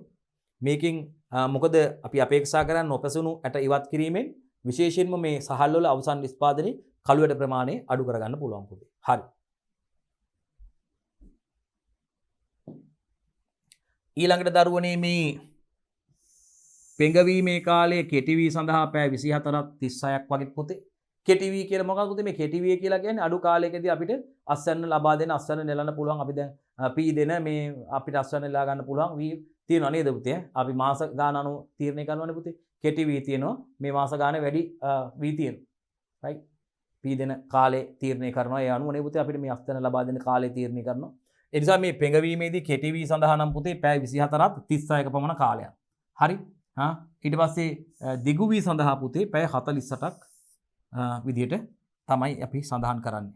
දිගු වී සඳහා පැය 48ක් නේ. රයිට්. හරි. දින දෙකක්. දිගු වී සඳහා පැය 48ක්. දින දෙකක පමණ කාලයක් නේද? හරි එතකොට. හරි. ඒ වගේම පුතේ මේ පෙඟවීමේදී මතක තියාගන්න පැය 12කට වරක් ජලය ඉවත් කරලා අලුත් ජලය දැමීමෙන් වෙනත් පාටක් ගමු අපි එකට.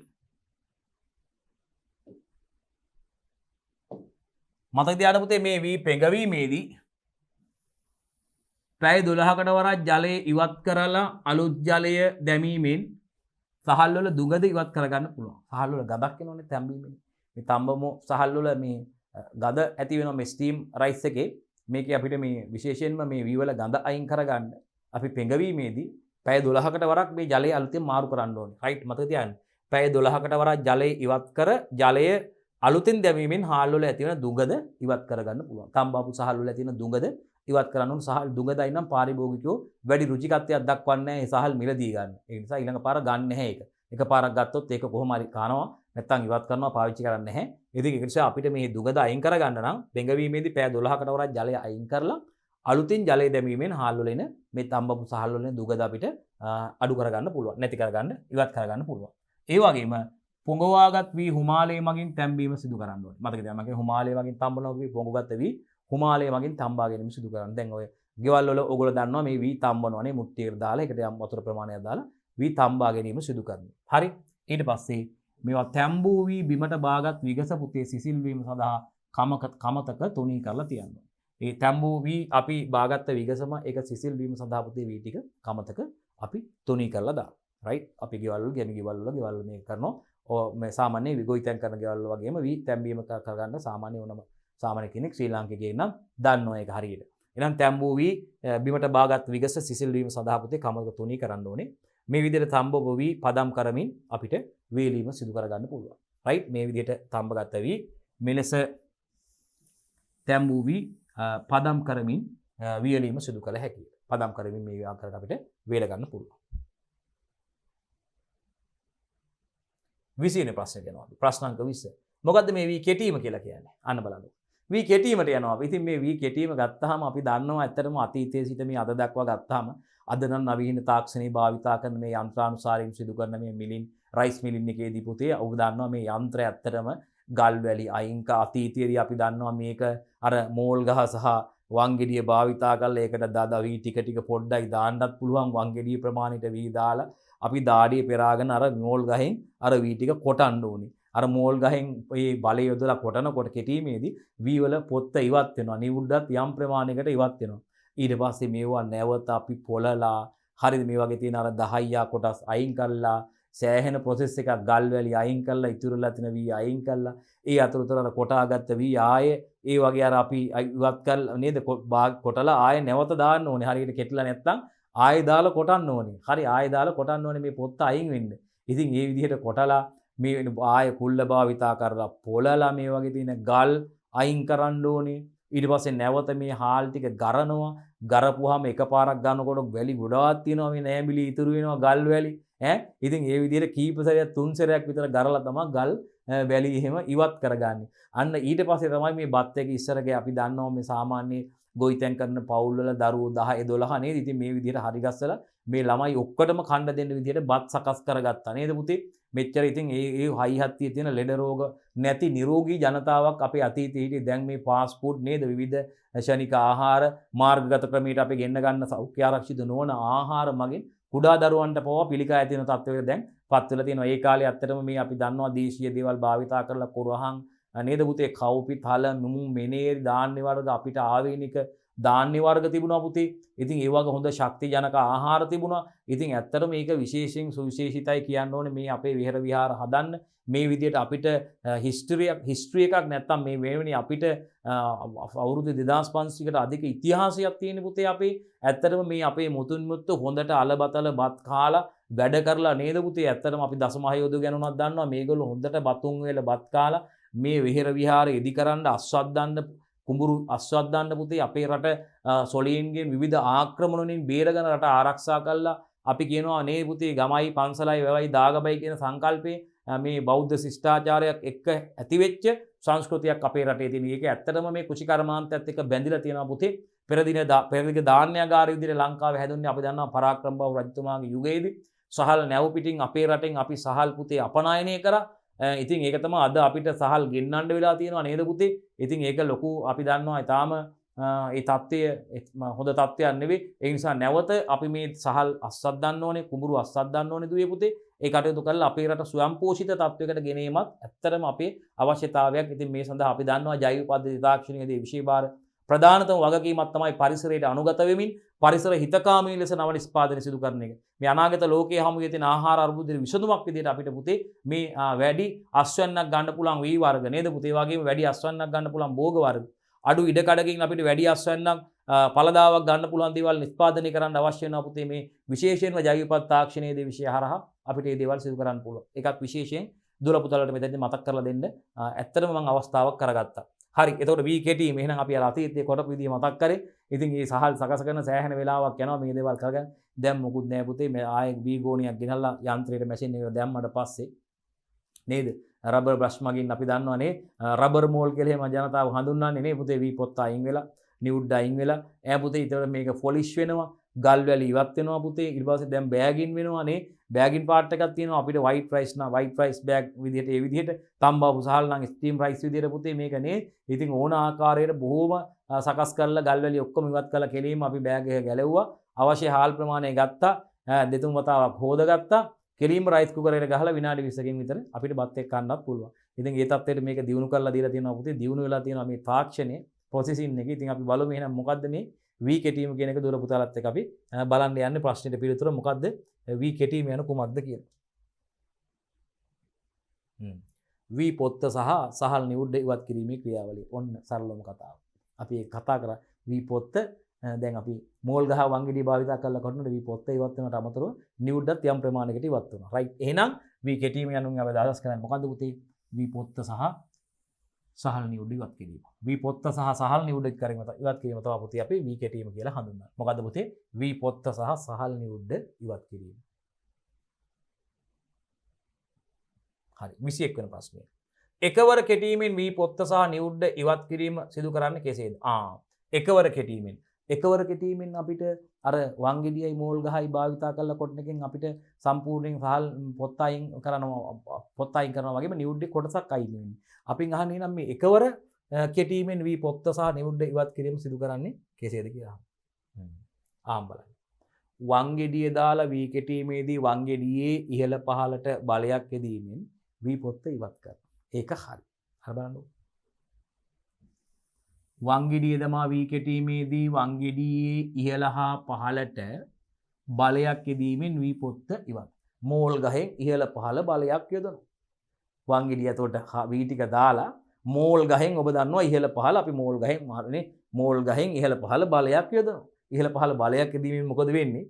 වංගෙඩිය දමා V කෙටීමේදී වංගෙඩියේ ඉහළ හා පහළට බලයක් යෙදීමෙන් V වල පොත්ත ඉවත් කරනවා. ඊළඟට තනි වානේරෝධයක් සහිත කෙටීමේ යන්ත්‍රයක් මගින් තනි වානේරෝධයක්. හරි? හරි? අයන් වීල් එකක් නේද ඈ? තනි වානේරෝධය සහිත කෙටීමේ යන්ත්‍රයක් මගින් V කෙටීමේදී මොකද වෙන්නේ? එකවර V පොත්ත හා නිවුඩ ඉවත් කරනවා. එච්චරයි.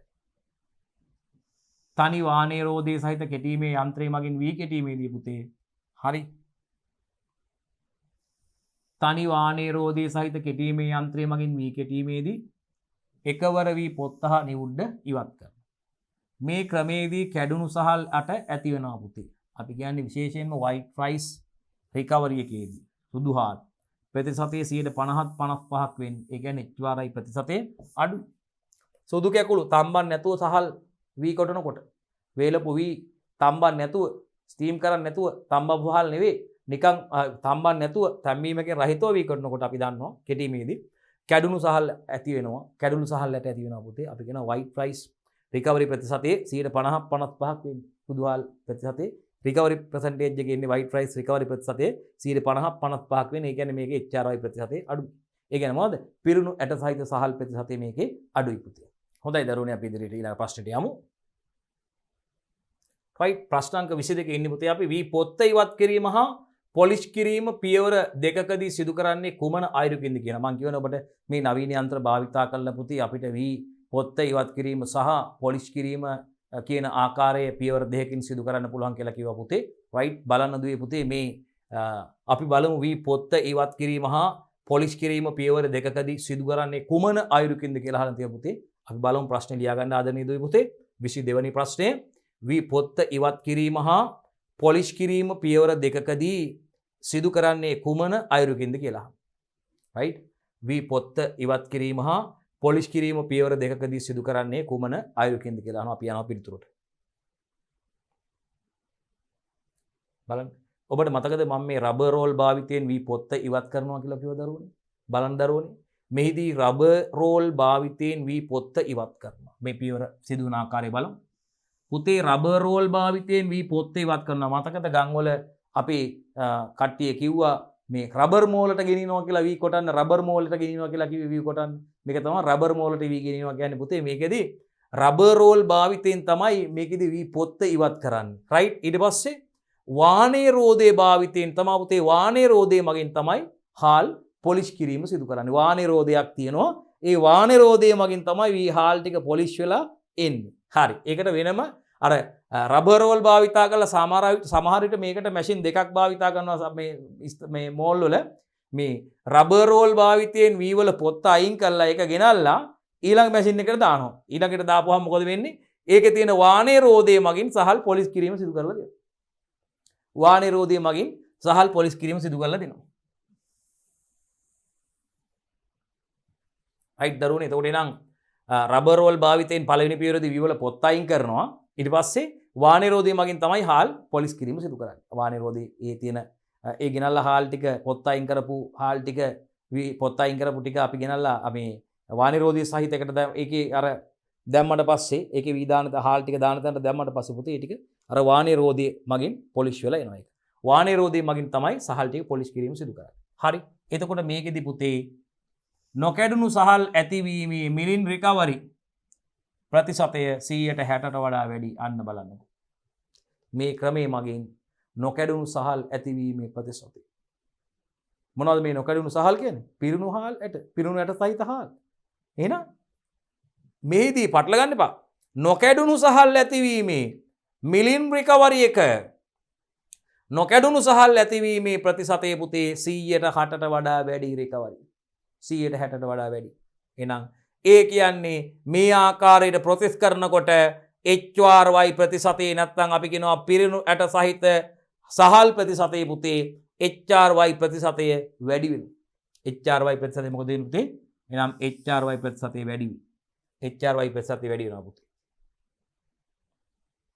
ප්‍රශ්නාංක 23. මහා පරිමාණ වී කෙටීමේ කර්මාන්ත ශාලාවල වී කෙටීම පියවර ගණනාවකදී සිදු කරයි. ඒ පියවර පිළිවෙලින් සඳහන් කරන්න කියනවා. ඉතාමත් හොඳ ප්‍රශ්නයකට යන්නේ පුතේ අපි. ඔන්න දැන් අපි මහා පරිමාණ වී කෙටීමේ නැත්නම් සහල් සැකසීමේ කර්මාන්ත වලට යනවා පුතේ. මෝල් වල මහා පරිමාණයෙන් සිදු කරන මෝල් වල බලන්නකෝ. මහා පරිමාණ වී කෙටීමේ කර්මාන්ත ශාලාවල පොළොන්නරුවේ තියෙන්නේ නේද? ලංකාවේ ප්‍රධාන නම් වලින් අපි වෙළඳ නම් කියන්නේ නැහැ කියනකොට ඔබම දන්නවා නේද? දකුණු ආසියාවේ තියෙන විශාලතම තාක්ෂණයේ භාවිතාවන හොඳම තාක්ෂණයේ භාවිතාවන මෝල් තියෙන්නේ. හරි. එතකොට මහා පරිමාණ වී කෙටීමේ කර්මාන්ත ශාලාවල වී කෙටීමේ පියවර ගණනාවකදී සිදු කරයි. ඒ පියවර පිළිවෙලින් සඳහන් කරන්න කියනවා. එහෙනම් අපි බලමු පුතේ මොනවද? මහා පරිමාණ වී කෙටීමේ කර්මාන්ත ශාලාවල මේ වී කෙටීමේ පියවර ටික පිළිවෙලින් බලමු පුතේ අපි කොහොමද කියලා. රයිට් ආරම්භ කරමු. පිළිතුරට යන්න. වී කෙටීමට පෙර පිරිසුදු කිරීම සිදු කරනවා පුතේ මේ මහා පරිමාණ වී කෙටීමේ කර්මාන්ත ශාලාවල මුලින්ම පුතේ වී කෙටීමට පෙර මේ වී පිරිසුදු කර ගැනීම සිදු කරනවා. පළවෙනි පියවර. මන්න බලන්න. වී කෙටීමට පෙර වී පිරිසුදු කර ගැනීම සිදු කරනවා පුතේ. ඊට පස්සේ දෙවනි පියවරේදී මේ පිරිසුදු කරගත්ත වී වල පොත්ත ඉවත් කිරීමයි සිදු කරන්නේ දරුවනේ. තුන්වෙනි පියවරේදී පුතේ මේ පොත්ත ඉවත් කරගත්ත දැන් වී පොත්ත අයින් කරගත් පස්සේ සහල් ඇටයක් තියෙන්නේ නැත්නම් වී කියලාත් අපි කියනවා ගැටලුවක් නැහැ. මේ පොත්ත ඉවත් කරපු වී පුතේ පොලිෂ් කිරීමක් කරනවා. දරුවනේ මේ පොත්ත ඉවත් කළ වී පුතේ වී පොලිෂ් කිරීමකට ලක් වෙනවා. තුන්වෙනි පියවරේදී. හතරවෙනි පියවරේදී පුතේ මේකෙදි කැඩුණු සහල් ඉවත් කිරීමක් සිදු කරනවා. මහා පරිමාණ වී සකස් කිරීමේ වී කෙටීමේ කර්මාන්ත ශාලාවල මේ වී කෙටීමේ පියවර ටිකයි පිළිවෙලින් කතා කරන්නේ පුතේ. මුලින්ම පුතේ වී පිරිසුදු කර ගැනීම සිදු කරා පළවෙනි පියවරේදී. පියවර අංක 2දී පුතේ වී වල පොත්ත ඉවත් කිරීම සිදු කරා පුතේ. පියවර අංක 3දී පොත්ත ඉවත් කරපු වී වල පුතේ පොලිස් කිරීම සිදු කරා පුතේ. පොලිස් කිරීම සිදු කරා පියවර අංක 3දී. පියවර අංක 4දී පුතේ අර කැඩුණු සහල් ඉවත් කිරීමක් සිදු කරනවා පුතේ. කැඩුණු ඇට ඉවත් කිරීමක් සිදු කරනවා පුතේ. පොලිස් කිරීමෙන් අනතුරුව පියවර අංක 4දී පුතේ කැඩුණු සහල් ඉවත් කිරීමක් සිදු කරනවා පුතේ. පියවර අංක 5 බෑගින් යන්නේ පුතේ. සහල් බෑග් වලට ඇසිරීම සිදු කරනවා පුතේ. පියවර අංක 6දී පුතේ මේ අතුරුඵල කළමනාකරණය කරනවා. මේකෙදී අපි දන්නවා අතුරුඵල විදිහට පුතේ අර ඉවත් කරන නිවුඩ්ඩ සහල් වල නිවුඩ්ඩ අයින් වෙනවනේ පුතේ. මේ 10 එහෙම ඉවත් වෙනවනේ පුතේ. මේ ඉවත් වෙන නිවුඩ්ඩ ඉවත් වෙනවා. මේ 10 ටික ඉවත් වෙන පොත්ත තියෙනවා. මේවා අපි දන්නවා පුතේ විවිධ වෙනත් කර්මාන්ත සඳහා යොදා ගන්නවා. විශේෂයෙන්ම මේ සහල් නිවුඩ්ඩ ඔබ දන්නවා. විශේෂයෙන්ම පුතේ සත්වාහාර නිෂ්පාදන කර්මාන්ත සඳහා යොදා ගන්නවා. ඒ වගේම අපි දන්නවා අතුරුණු විදියට ওই 10 හැම යොදා ගන්නවා පුතේ. අපි දන්නවා විශේෂයෙන්ම කුකුළු කර්මාන්තයේදී කුකුළු පාලනයේදී අපි දන්නවා මේ අතුරුණුවක් විදියට ඩීප් ලිටර් සිස්ටම් එකක් දානවා. ඔබ දන්නවා 10 මේ අතුරුණුවක් විදියට භාවිතා කරනවා පුතේ. ඒ වගේම අපි දන්නවා මේවා භාවිතා කරනවා භෝග වගා කටයුතු වලදී විශේෂයෙන්ම අපි දන්නවා මේවා යොදා ගන්නවා පුතේ මේ වැසුම් විදියට යොදා ගන්නවා ආවරණ විදියට යොදා ගන්නවා ඒ වගේ විවිධ නිෂ්පාදන කටයුතු සඳහා විවිධ කටයුතු වලදී මේ අතුරුඵල යොදා ගන්නවා විවිධ කර්මාන්ත වලට වගේම පුතේ විවිධ නිෂ්පාදන කටයුතු සඳහා මේවා යොදා ගැනීමක් සිදු කරනවා මේවා වෙනම අහපව් පිට කිරීම සිදු කරනවා ඒවා වෙනත් ඒ ආයතන වලින් ඇවිල්ලා නැත්නම් ඒ කර්මාන්ත සිදු කරන ආයතන මගින් ඇවිල්ලා මේවා අරන් යනවා වෙනම මේවා පැක් කරලා තියෙනවා වෙනම බේස් ප්‍රොඩක්ට් එක ඉතින් ඒවා වෙනම ඒවත් වෙනම අලෙවි කරනවා ඒවා වෙන නිෂ්පාදන ක්‍රියාවලින් සඳහා යොදා ගැනීම සිද්ධ වෙනවා ඒක තමයි අතුරුඵල කළමනාකරණයේදී වෙන්නේ එහෙනම් පියවර 6 බලමු පුතේ අපි අනුපිළිවෙලින් වී මුලින්ම පුතේ වී කෙටීමට කලින් පුතේ වී පිරිසුදු කිරීම සිදු කරනවා පළවෙනි පියවරේදී දෙවෙනි පියවරේදී පුතේ වී වල පොත්ත ඉවත් කිරීම සිදු කරනවා පුතේ තුන්වෙනි පියවරේදී වී පොලිස් කිරීම සිදු කරනවා පුතේ හතරවෙනි පියවරේදී පුතේ අපි දන්නවා බලන්න හතරවෙනි පියවරේදී අපි දන්නවා පුතේ විශේෂයෙන්ම හතරවෙනි පියවරේදී අපි දන්නවා මේ කැඩුණු සහල් ඉවත් කිරීම සිදු කරනවා පුතේ පස්වෙනි පියවරේදී බෑගින් පුතේ මේ සහල් බෑග් කිරීම නේ පුතේ අපි දන්නවා බෑගින් පුතේ හයවෙනි පියවරේදී පුතේ අපි කියනවා පුතේ අපද්‍රව්‍ය කළමනාකරණය පුතේ අපි දන්නවා අතුරුඵල මේකේ අතුරුඵල කළමනාකරණය කරන පුතේ වේස්ට් මැනේජ්මන්ට් එකයි සිද්ධ වෙන්නේ හයවෙනි පියවරේදී මම හිතන්නේ ඔබට මතකයි ආයේ මේක කිසිසේත් මතක වෙන්නේ නැහැ පුතේ විවාහයේ දක්වාම වගේම ජීවිත කාලෙටම මතක තියාගන්න මේ ක්‍රියාවලිය විශේෂයෙන්ම මේ මහා පරිමාණ වී කෙටීමේ කර්මාන්තශාලා තුල මේ වී කෙටීමේ පියවර ටිකයි පුතේ මේ අපි අනුපිළිවෙලින් සඳහන් කරලා තියෙන්නේ මම හිතන්නේ දුවල පුතාලට ඒක ආයේ අමතක වෙන්නේ නැහැ රයිට් හරි ඉදිරියට යන්න කියලා දීලා තියෙන අමතක නොවන ආකාරයට 24 වෙනි ප්‍රශ්නේ අපි කල්තවාගත නොහැකි අස්වනු වල අස්වනු නෙලීමට සුදුසු පරිණත බව තීරණය කරන ආකාරය කෙටියෙන් පැහැදිලි කරන්න කියලා. පුතේ මොනවද මේ කල්තවාගත නොහැකි අස්වනු විදියට අපි සඳහන් කරන්නේ පුතේ විශේෂයෙන්ම රයිට් එළවලු පළතුරු නේද පුතේ කොළේ එළවලු පලා වර්ග පළතුරු වර්ග නේද පුතේ අපි දන්නවා මේවා ගබඩා කරන්නේ අපි වැඩි ආර්ද්‍රතා සහ අඩු උෂ්ණත්ව තත්ත්වයට යටතේ තමයි පුතේ අපි ගබඩා කරලා තියන්නේ මේවා අපි දන්නවා එළවලු සහ පළතුරු අස්වනු නෙළූ පසුත් පුතේ ඒවායි පරිවෘත්තීය ක්‍රියාවන් සිදු වෙනවා කියලා දුවල පුතාලා දන්නවා මොනවද පුතේ අපි දන්නවා එළවලු පළතුරු අස්වනු නෙළූ පසුත් ඒවායි පරිවෘත්තීය ක්‍රියාවන් සිදු වෙනවා පුතේ ශ්වසන ක්‍රියාවලිය එතිලීන් නිෂ්පාදනය වැනි ක්‍රියාවලින් සිදු වෙනවා පුතේ රයිට් එතකොට අපි දන්නවා පුතේ එතකොට මේවා වියපත් වීම සිදු වෙනවා පළතුරු එහෙම කල්ලා තිබ්බාම ටික දවසක් අපි දන්නවා ඒවා මැල වෙනවා වියපත් වෙනවා එළවලු වියපත් වෙනවා කහ පාට වෙනවා නේද පුතේ අර පළතුරු ඉදෙන්න ගන්නවා එපිතිලීන් නිෂ්පාදනය සිද්ධ වෙනවා නේද පුතේ ඉතින් මේකෙදි අපි දන්නවා මේ පරිවෘත්තීය ක්‍රියා සඳහා සංචිත ආහාරය වැය වෙන්නේ මේවා තුල සංචිත කරලා තියෙන ආහාර වැය වෙනකොට තමයි ඒවා ස්වභාවිකව අපි දන්නවා වියපත් වීමකට ලක් වෙනවා මැල වීමකට ලක් වෙනවා පුතේ අපෙන් අහන්නේ පුතේ ප්‍රශ්න අංක 24න් කල්තබාගත නොහැකි අස්වනු වල අස්වනු නෙලීමට සුදුසු පරිණත බව තීරණය කරන ආකාරය කෙටියෙන් පැහැදිලි කරන්න. ඔබට මතකද පුතේ මේ පරිණත බව තීරණය කරන අපි මැනිය හැකි සාධක වගේම මැනිය නොහැකි සාධක කතා කරා. ඒ යටතේ භෞතික සාධක රසායනික සාධක ගැන කතා කරා. ඔබට මතක ඇති පුතේ. රයිට් රසායනික සාධක යටතේ අර අම්ල ප්‍රමාණය නේද පුතේ සීනි ප්‍රමාණය ස්ටාර්ච් ප්‍රමාණය මැනිය හැකි යටතේ මතකද පුතේ. රයිට්. එතකොට අපි පොත්තේ පැහැයේ මතකද පුතේ විශිෂ්ට ගුරුත් ඒ වගේම මතකද පුතේ අපි මේවා කතා කරා පොත්තේ පැහැය ගැන කතා කරා පුතේ රයිට් ඒ වගේම අපි කතා කරා පුතේ ඒ වගේ දැඩි බව මෘදු බව ගැන කතා කරා පුතේ රයිට් එහෙනම් අපි බලමු කල්තබාගත නොහැකි අස්වනු වල අස්වනු නෙලීමට සුදුසු පරිණත බව තීරණය කරන ආකාරය පුතේ උපරිම වර්ධනය මතකද අපි මේකේ මේ වර්ධන චක්‍රය ගත්තාම උපරිම වර්ධනයක් වෙන්න අවස්ථාව රයිට් ඊට පස්සේ මේවා මිය යනවා නේද අපි බලමු පුතේ ඒක පොඩ්ඩක් මොකද්ද කියලා ප්‍රශ්න ලියාගන්න පුතේ කල්තබාගත නොහැකි අස්වනු වල අස්වනු නෙලීමට සුදුසු පරිණත බව තීරණය කරන ආකාරය කෙටියෙන් පැහැදිලි කරන්න කියන්නේ මෙන්න පුතේ භෝගයේ නෙලීමට සුදුසු පරිණත අවස්ථාව තීරණය කිරීමට පුතේ අපි භෝගයක වර්ධන කාල වක්‍රය පිළිබඳ අවබෝධයක් වැදගත් වෙනවා මොන කාල වක්‍රයේද පුතේ අපි ඒකට කියන්නේ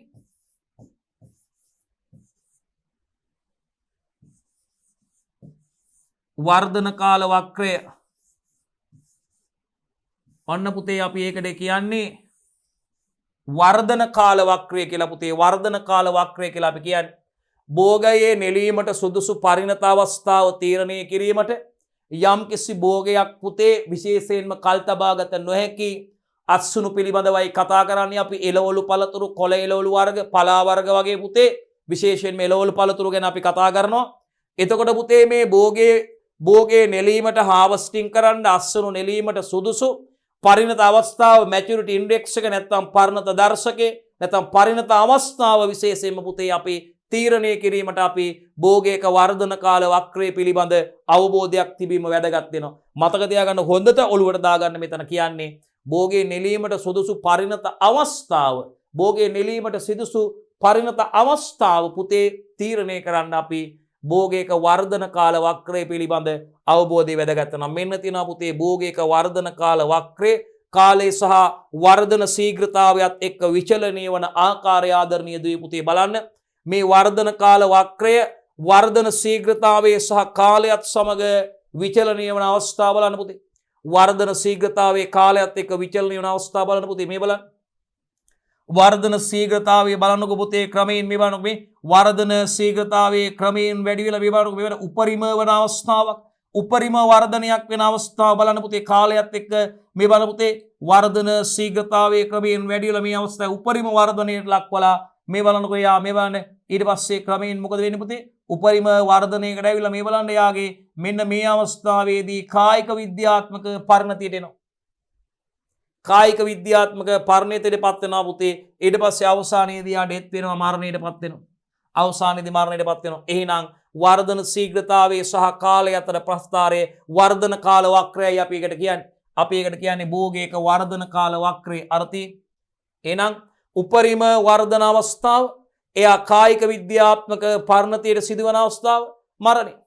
එහෙනම් පුතේ මේ වක්‍රයට අනුව භෝගවල ක්‍රමයෙන් සිදුවන වර්ධනය අවසානයේ උපරිම වර්ධනයක් බවට පත් වෙනවා.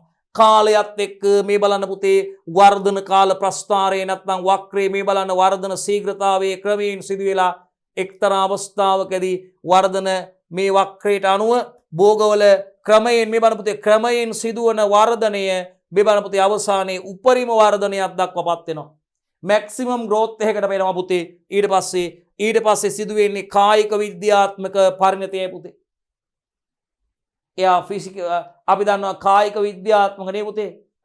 එයා බලන්නකො ෆිසිකලි එයා කායික විද්‍යාත්මකව පුතේ අපි ෆිසියොලොජිකලි බලපුවාම එයාගේ මැචුරිටි එක වෙනවා කායික විද්‍යාත්මක මැචුරිටි එක. නැත්නම් කායික විද්‍යාත්මක පරිණතය. එතකොට මේ වක්‍රයට අනුව ක්‍රමයෙන් සිදු වර්ධනයේ අවසානයේ පුතේ උපරිම වර්ධනයට අවස්ථාවයි. ඊට පස්සේ සිද්ධ වෙන්නේ ඉන්පසු සිදු වෙන්නේ කායික විද්‍යාත්මක පරිණතයයි පුතේ. මේ කායික විද්‍යාත්මක පරිණතයට පත් වූ භෝගය එන් අනතුරුව පුතේ වයස්ගත වී මිය යාමකට සිද්ධ වෙනවා.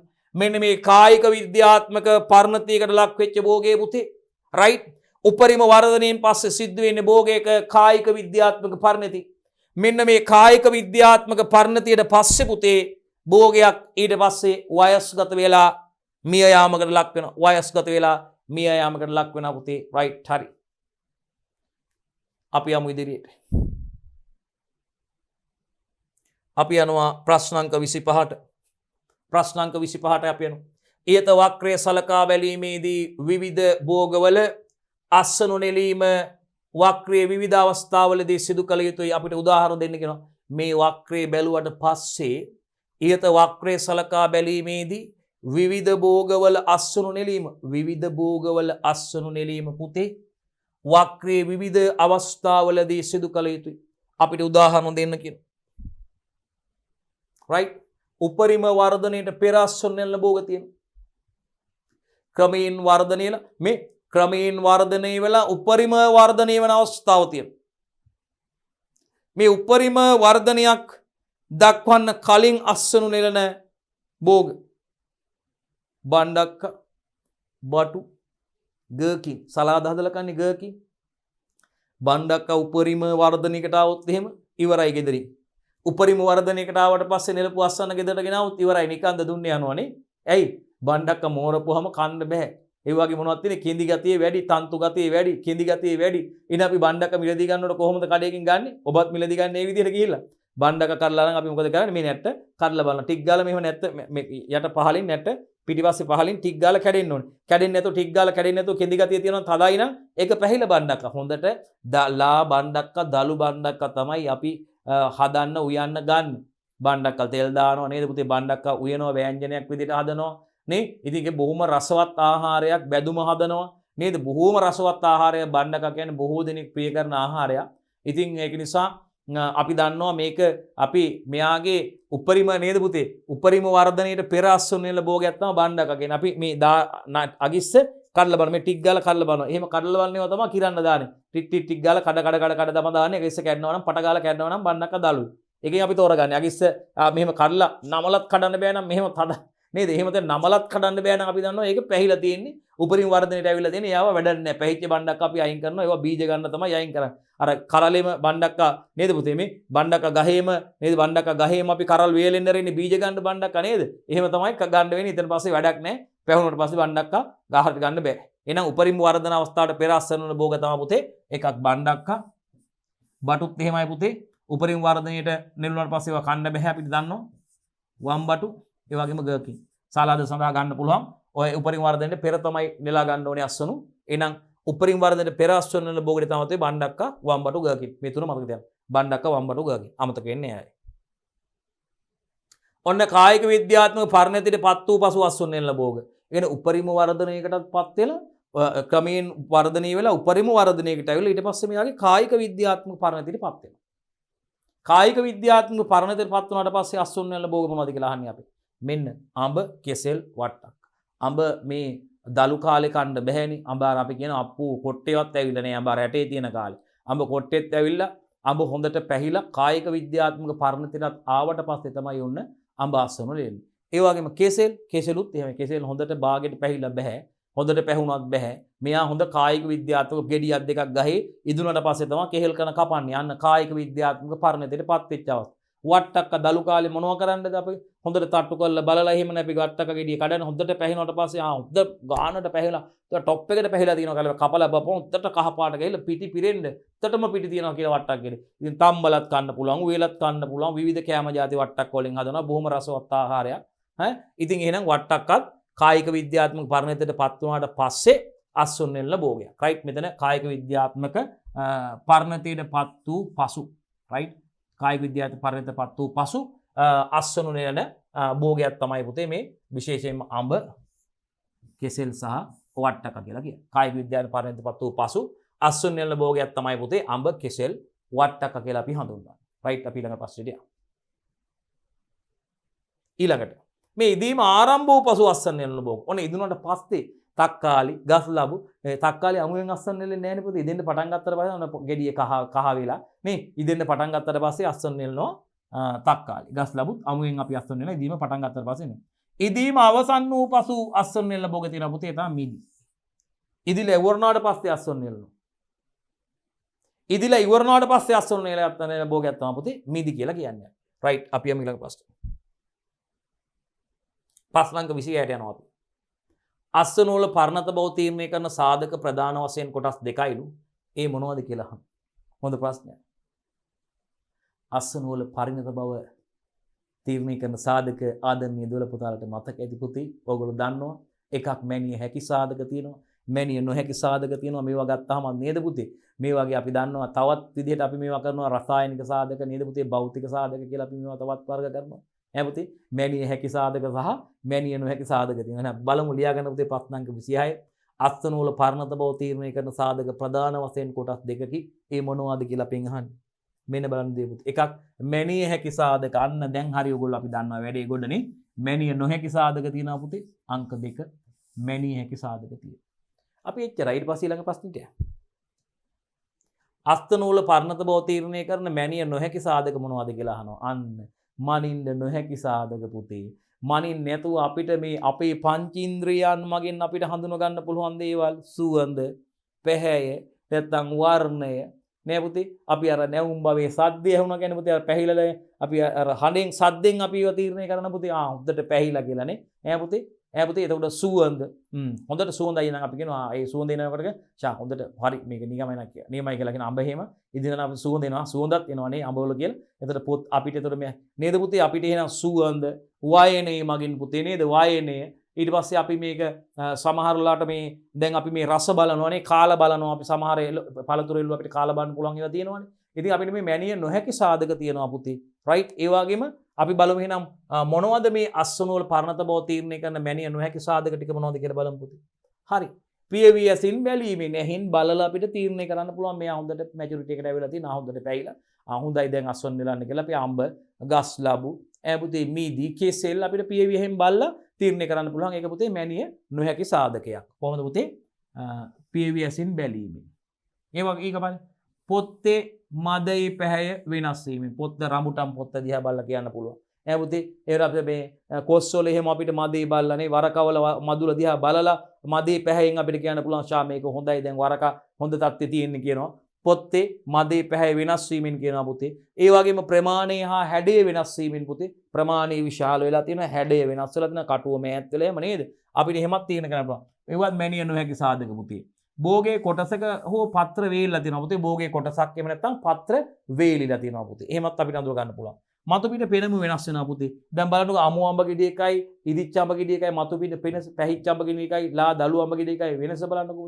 පුතේ හොඳට පැහිච්ච කොස් ගෙඩි එකයි පැහිච්ච නැති පොලොස් ගෙඩි එක කොස් ගෙඩි එකයි වෙනස බලන්නකො මතු පිට පෙනම වෙනස් වෙනවනේ පුතේ මතු පිට පෙනම වෙනස භෞතික වෙනස්කම් පුතේ බාහිර වෙනස්කම් අපිට දකින්න පුළුවන් පුතේ ටෙක්ස්ට් එක වෙනස් වෙනවා පුතේ අපිට රළුයි දැන් සාමාන්‍ය රළු මෘදු ගතිය වගේ අපිට එකෙන් කියන්න පුළුවන් ශබ්දේ වෙනස් වෙනවා අන්න බලන්න පැහිච්ච එක සද්දෙයි දළු එක ලා එක සද්දෙයි වෙනවා සුවඳ වෙනස් වෙනවා වරක ගෙඩි එක ආයේ කොස් තියෙන කාලේ වගේනේ කොස් ගෙඩිය තියෙන පැහිලා තියෙන කාලේ වගේ ඉදුණාම පුදුම සුවඳක් ගහන් යටි යන්න බෑ ඒ තරම් කොහෙද කියලා හරි ගෙඩිය හොයා ගන්නවා නේද ඉතින් අපිට එහෙනම් සුවඳ වෙනස් වීම මගින් හොයා ගන්න පුළුවන් මෙන්න පුතේ එහෙනම් පරණත බව තීරණය කරන මැනිය නොහැකි සාධක පුතේ පියවෙහින් බැලීමෙන් අපිට තීරණය කරන්න පුළුවන් පොත්තේ මැදේ පැහැය වෙනස් වීම මගින් පුතේ මැනිය නොහැකි සාධකයක් එකක් ප්‍රමාණය හා හැඩය වෙනස් වීම බෝගේ කොටසක් වූ පත්‍ර වියලීම පුතේ ඒ වගේම මතු පිට පෙනුම වෙනස් වීම මගින් පුතේ භෞතික වෙනස්කම් මගින් පුතේ වයනේ වෙනස් වීම මගින් පුතේ ශබ්දේ වෙනස් වීම මගින් ඒ වගේම සුවඳ වෙනස් වීම මගින් පුතේ අපිට මේ මැනිය නොහැකි සාධක විදියට අපිට ඒවා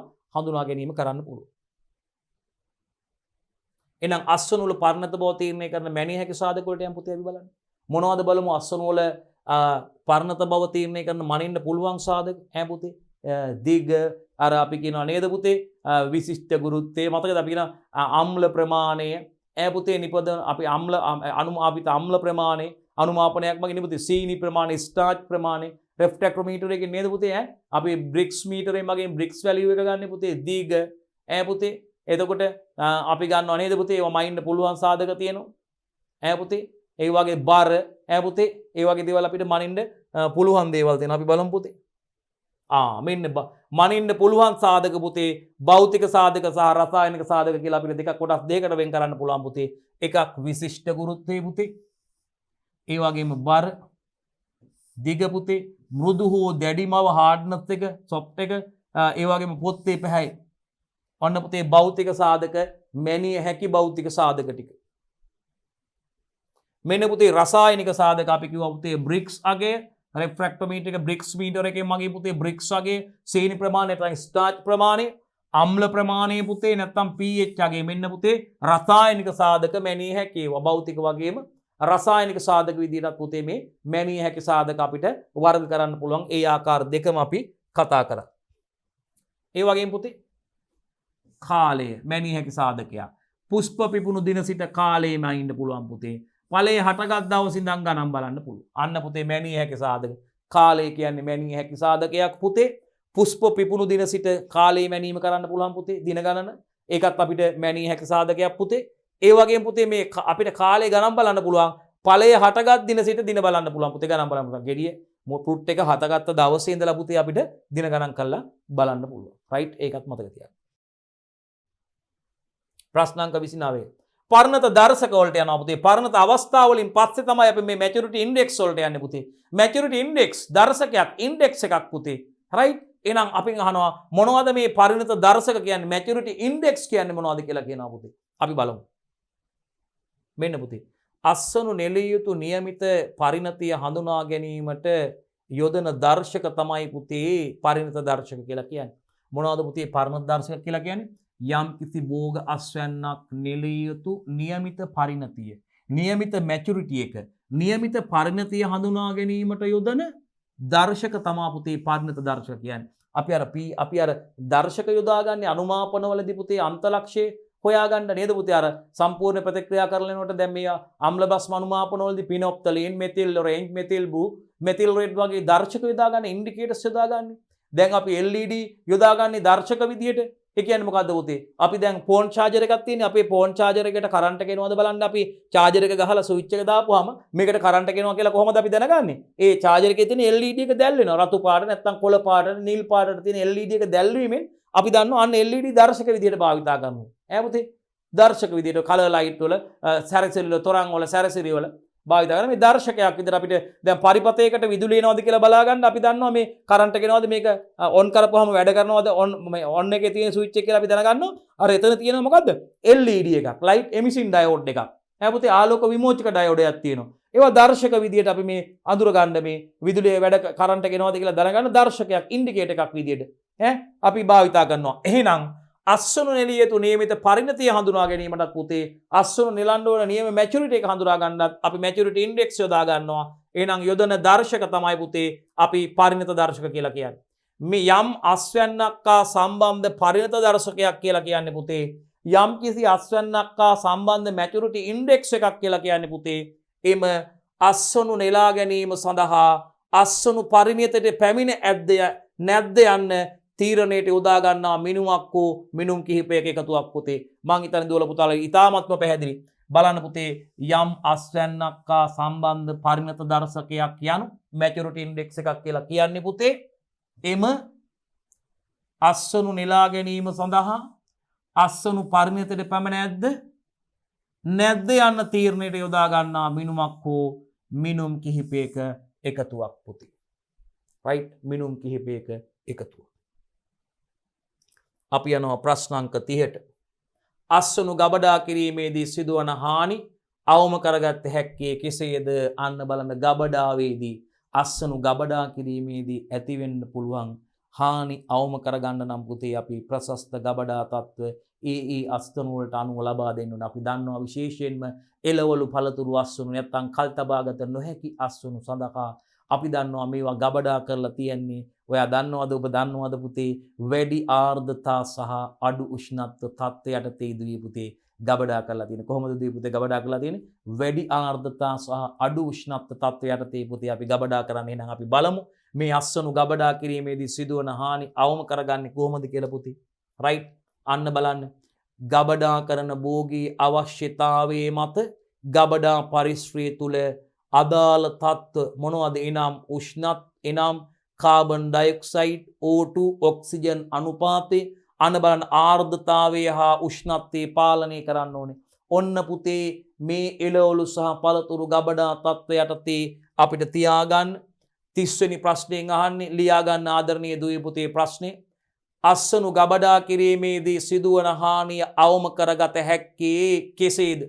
කොහොමද මේ අස්වනු ගබඩා කිරීමේදී සිදුවන හානිය පෝස්ට් හාවර්ස් ඩැමේජ් එක බලන්න. එහෙනම් අපි දන්නවා අස්වනු නෙලන අවස්ථාවේ මේ සිද්ධ වෙනවා හානි. ඒ වගේම අස්වනු පිරිසුදු කිරීමේදී හානි සිද්ධ වෙනවා. අස්වනු ශ්‍රේණිගත කිරීමේදී තේරීමේදී හානි සිද්ධ වෙනවා දුවේ පුතේ.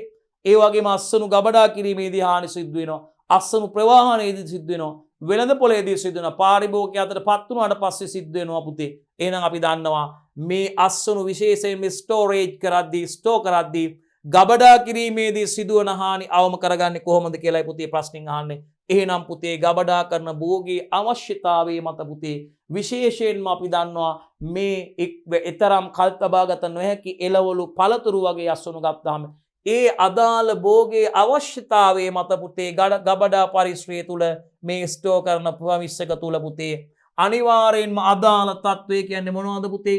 කාබන් ඩයොක්සයිඩ් ඔක්සිජන් අනුපාතයේ පුතේ ආර්ද්‍රතාවයේ පුතේ ඒ වගේම උෂ්ණත්වය පාලනය කරන්න ඕනේ. අපි දන්නවා පුතේ විශේෂයෙන්ම මේ කල් තබාගත නොහැකි එළවලු සහ මේක බහුවර්ණ මාදිලී ප්‍රශ්න එකක් විභාගයට අහලා තිබ්බ පුතේ පසුගිය වසරක. කල් තබාගත නොහැකි එළවලු සහ පළතුරු ගබඩා කර තබා ගැනීමට අපි දන්නවා වැඩි ආර්ද්‍රතා සහ නැත්නම් ඉහළ ආර්ද්‍රතා සහ ඉහළ කියන්නත් පුළුවන් පුතේ අඩු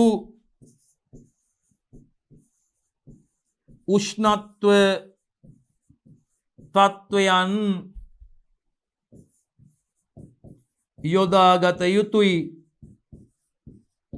යොදාගත යුතුයි වෙනවා පුතේ. එහෙනම් කල් තබාගත නොහැකි අස්වනු කියන්නේ මොනවද පුතේ? එළවලු සහ පළතුරු, කොළ එළවලු වර්ග, පලා වර්ග වගේ දේවල් පුතේ ගබඩා කරලා තබා ගැනීමට පුතේ වැඩි ආර්ද්‍රතා සහ නැත්නම් ඉහළ ආර්ද්‍රතා තත්ත්ව සහ අඩු උෂ්ණත්ව තත්ත්වයන් යොදාගත යුතුයි පුතේ මේ ගබඩා තුල.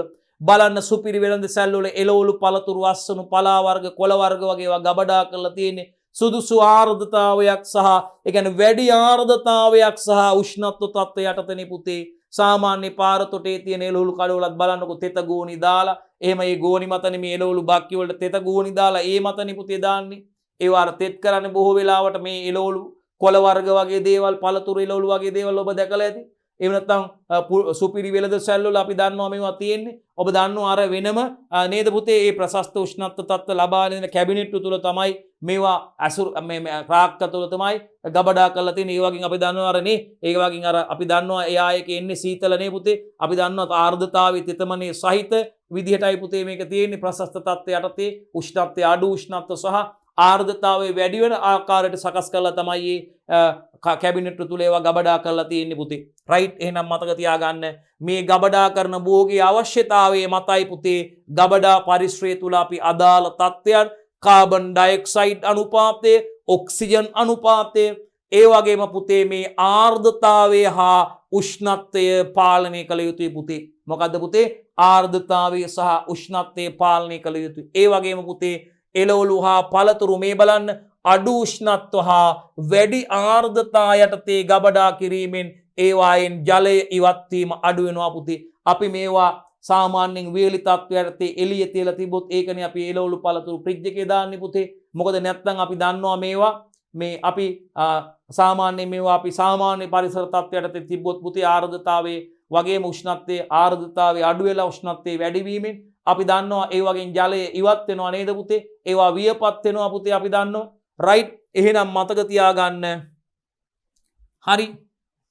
එළවලු සහ පළතුරු පුතේ අඩු උෂ්ණත්ව හා වැඩි ආර්ද්‍රතා යටතේ ගබඩා කිරීමෙන් පුතේ ජලයේ ඉවත් වීම අඩු වෙනවා. අන්න බලන්නකො ජලයේ ඉවත් වීම අඩු වෙනකොට බලන්නකො මේවා නැවුම් බව ඒ විදිහටම තියාගන්න පුළුවන් නේ පුතේ. එළවලු හා පළතුරු වල අඩු උෂ්ණත්ව හා වැඩි ආර්ද්‍රතා යටතේ ගබඩා කිරීමෙන් ජලයේ ඉවත් වීම අඩු වෙනවා. පසු අස්වනු රෝග පැතිරීමත් අඩුයි පුතේ. එතකොට අර නැවුම් ගතිය ඒ විදිහටම තියෙනවනේ පුතේ. ෆ්‍රෙෂ් vegetables ඒ විදිහටම තියෙනවා. fruits එහෙම නැවුම් ගතියට තියාගන්න පුළුවන්. ඒ ප්‍රශස්ත තත්ත්ව යටතේ ගබඩා කරලා තැබීමෙන් ඒ වාගේ ආයු කාලය දීර්ඝ කරගන්න පුළුවන් පුතේ. ගබඩා කාලේ. එනම් පසු අස්වනු රෝග පැතිරීමත් අඩු වෙනවා පුතේ. හරි. ඒ වගේම අපි දන්නවා එතිලීන් මගින් වන හානියත් අඩු වෙනවා පුතේ. අපි දන්නවා මේවා සාමාන්‍යයෙන් තිබ්බහම පරිසරයේ තිබ්බහම මේ වගේ ස්වභාවිකව එතිලීන් නිෂ්පාදනය වෙනවානේ පුතේ. එතිලීන් වායුවට නිරාවරණය වීමෙන් ස්වභාවික එතිලීන් වායු නිෂ්පාදනය වීමෙන් මේවා ඉදීම සිද්ධ වෙනවානේ පුතේ. කහ පැහැයට ගන්නවා ඉදීම සිද්ධ වෙනවා. එතකොට මේක කල් තියාගන්න පුළුවන් කාලය අඩු වෙනවා පුතේ. ඒකනේ මේවට සාමාන්‍ය පොදුවේ කල් තබාගත නොහැකි අස්වනු කියලා කියන්නේ. එහෙනම් මේ ආකාරයට මේවා ප්‍රශස්ත තත්ත්වයට එළවලු පළතුරු වැඩි ආර්ද්‍රතා නැත්නම් ඉහළ ආර්ද්‍රතා හා අඩු උෂ්ණත්වයට ගබඩා කිරීමෙන් පුතේ අපිට පසුවස්වන රෝග පැතිරීම අඩු වෙනවා. ඒ වගේම එතිලීන් මගින් වන හානියත් අඩු වෙනවා පුතේ. එතිලීන් මගින් වන හානියත් අඩු වෙලා මේ වගේ නැවුම් බව තියාගන්න පුළුවන්. අපිට ඒ කාලයක් අවශ්‍ය සාමාන්‍ය දීර්ඝ කාලයක් ගොඩක් ගබඩා කරන්න බෑ. අපිට පරිභෝජනයට ගන්නතුරු මේවා ගබඩා කරලා තියාගන්න පුළුවන් මේ යටතේ ප්‍රශස්ත තත්ත්වයට. ඒක නිසා තමයි අපි එළවලු සුදුසු විදියට අසුරුම් කරණය කළා ශීතකරණය දාන්නේ. රයිට්. මං හිතන්නේ දුවල පුතාලට මේක පැහැදිලි. හොඳයි දුවේ පුතේ අපේ උසස් පෙළ ජෛව පද්ධති තාක්ෂණ වේදයේ 12 වෙනි ශ්‍රේණියේ 10 වන ඒකකයට අදාළව සමාලෝචන ප්‍රශ්නයි ආදරණීය දුවල පුතාලත් එක්ක කතා කරන්නේ. මේ වෙනකොට දුවල පුතාලත් එක්ක අපි සම්පූර්ණයෙන්ම සමාලෝචන ප්‍රශ්න 30ක් සාකච්ඡා කරලා අවසන් කරා දුවේ පුතේ. එහෙනම් අපි ඊළඟ කොටසෙන් බලාපොරොත්තු වෙනවා දයාබර දුවල පුතාලත් එක්ක ඉතිරි සමාලෝචන ප්‍රශ්න ටික සාකච්ඡා කරන්න බලාපොරොත්තු වෙනවා.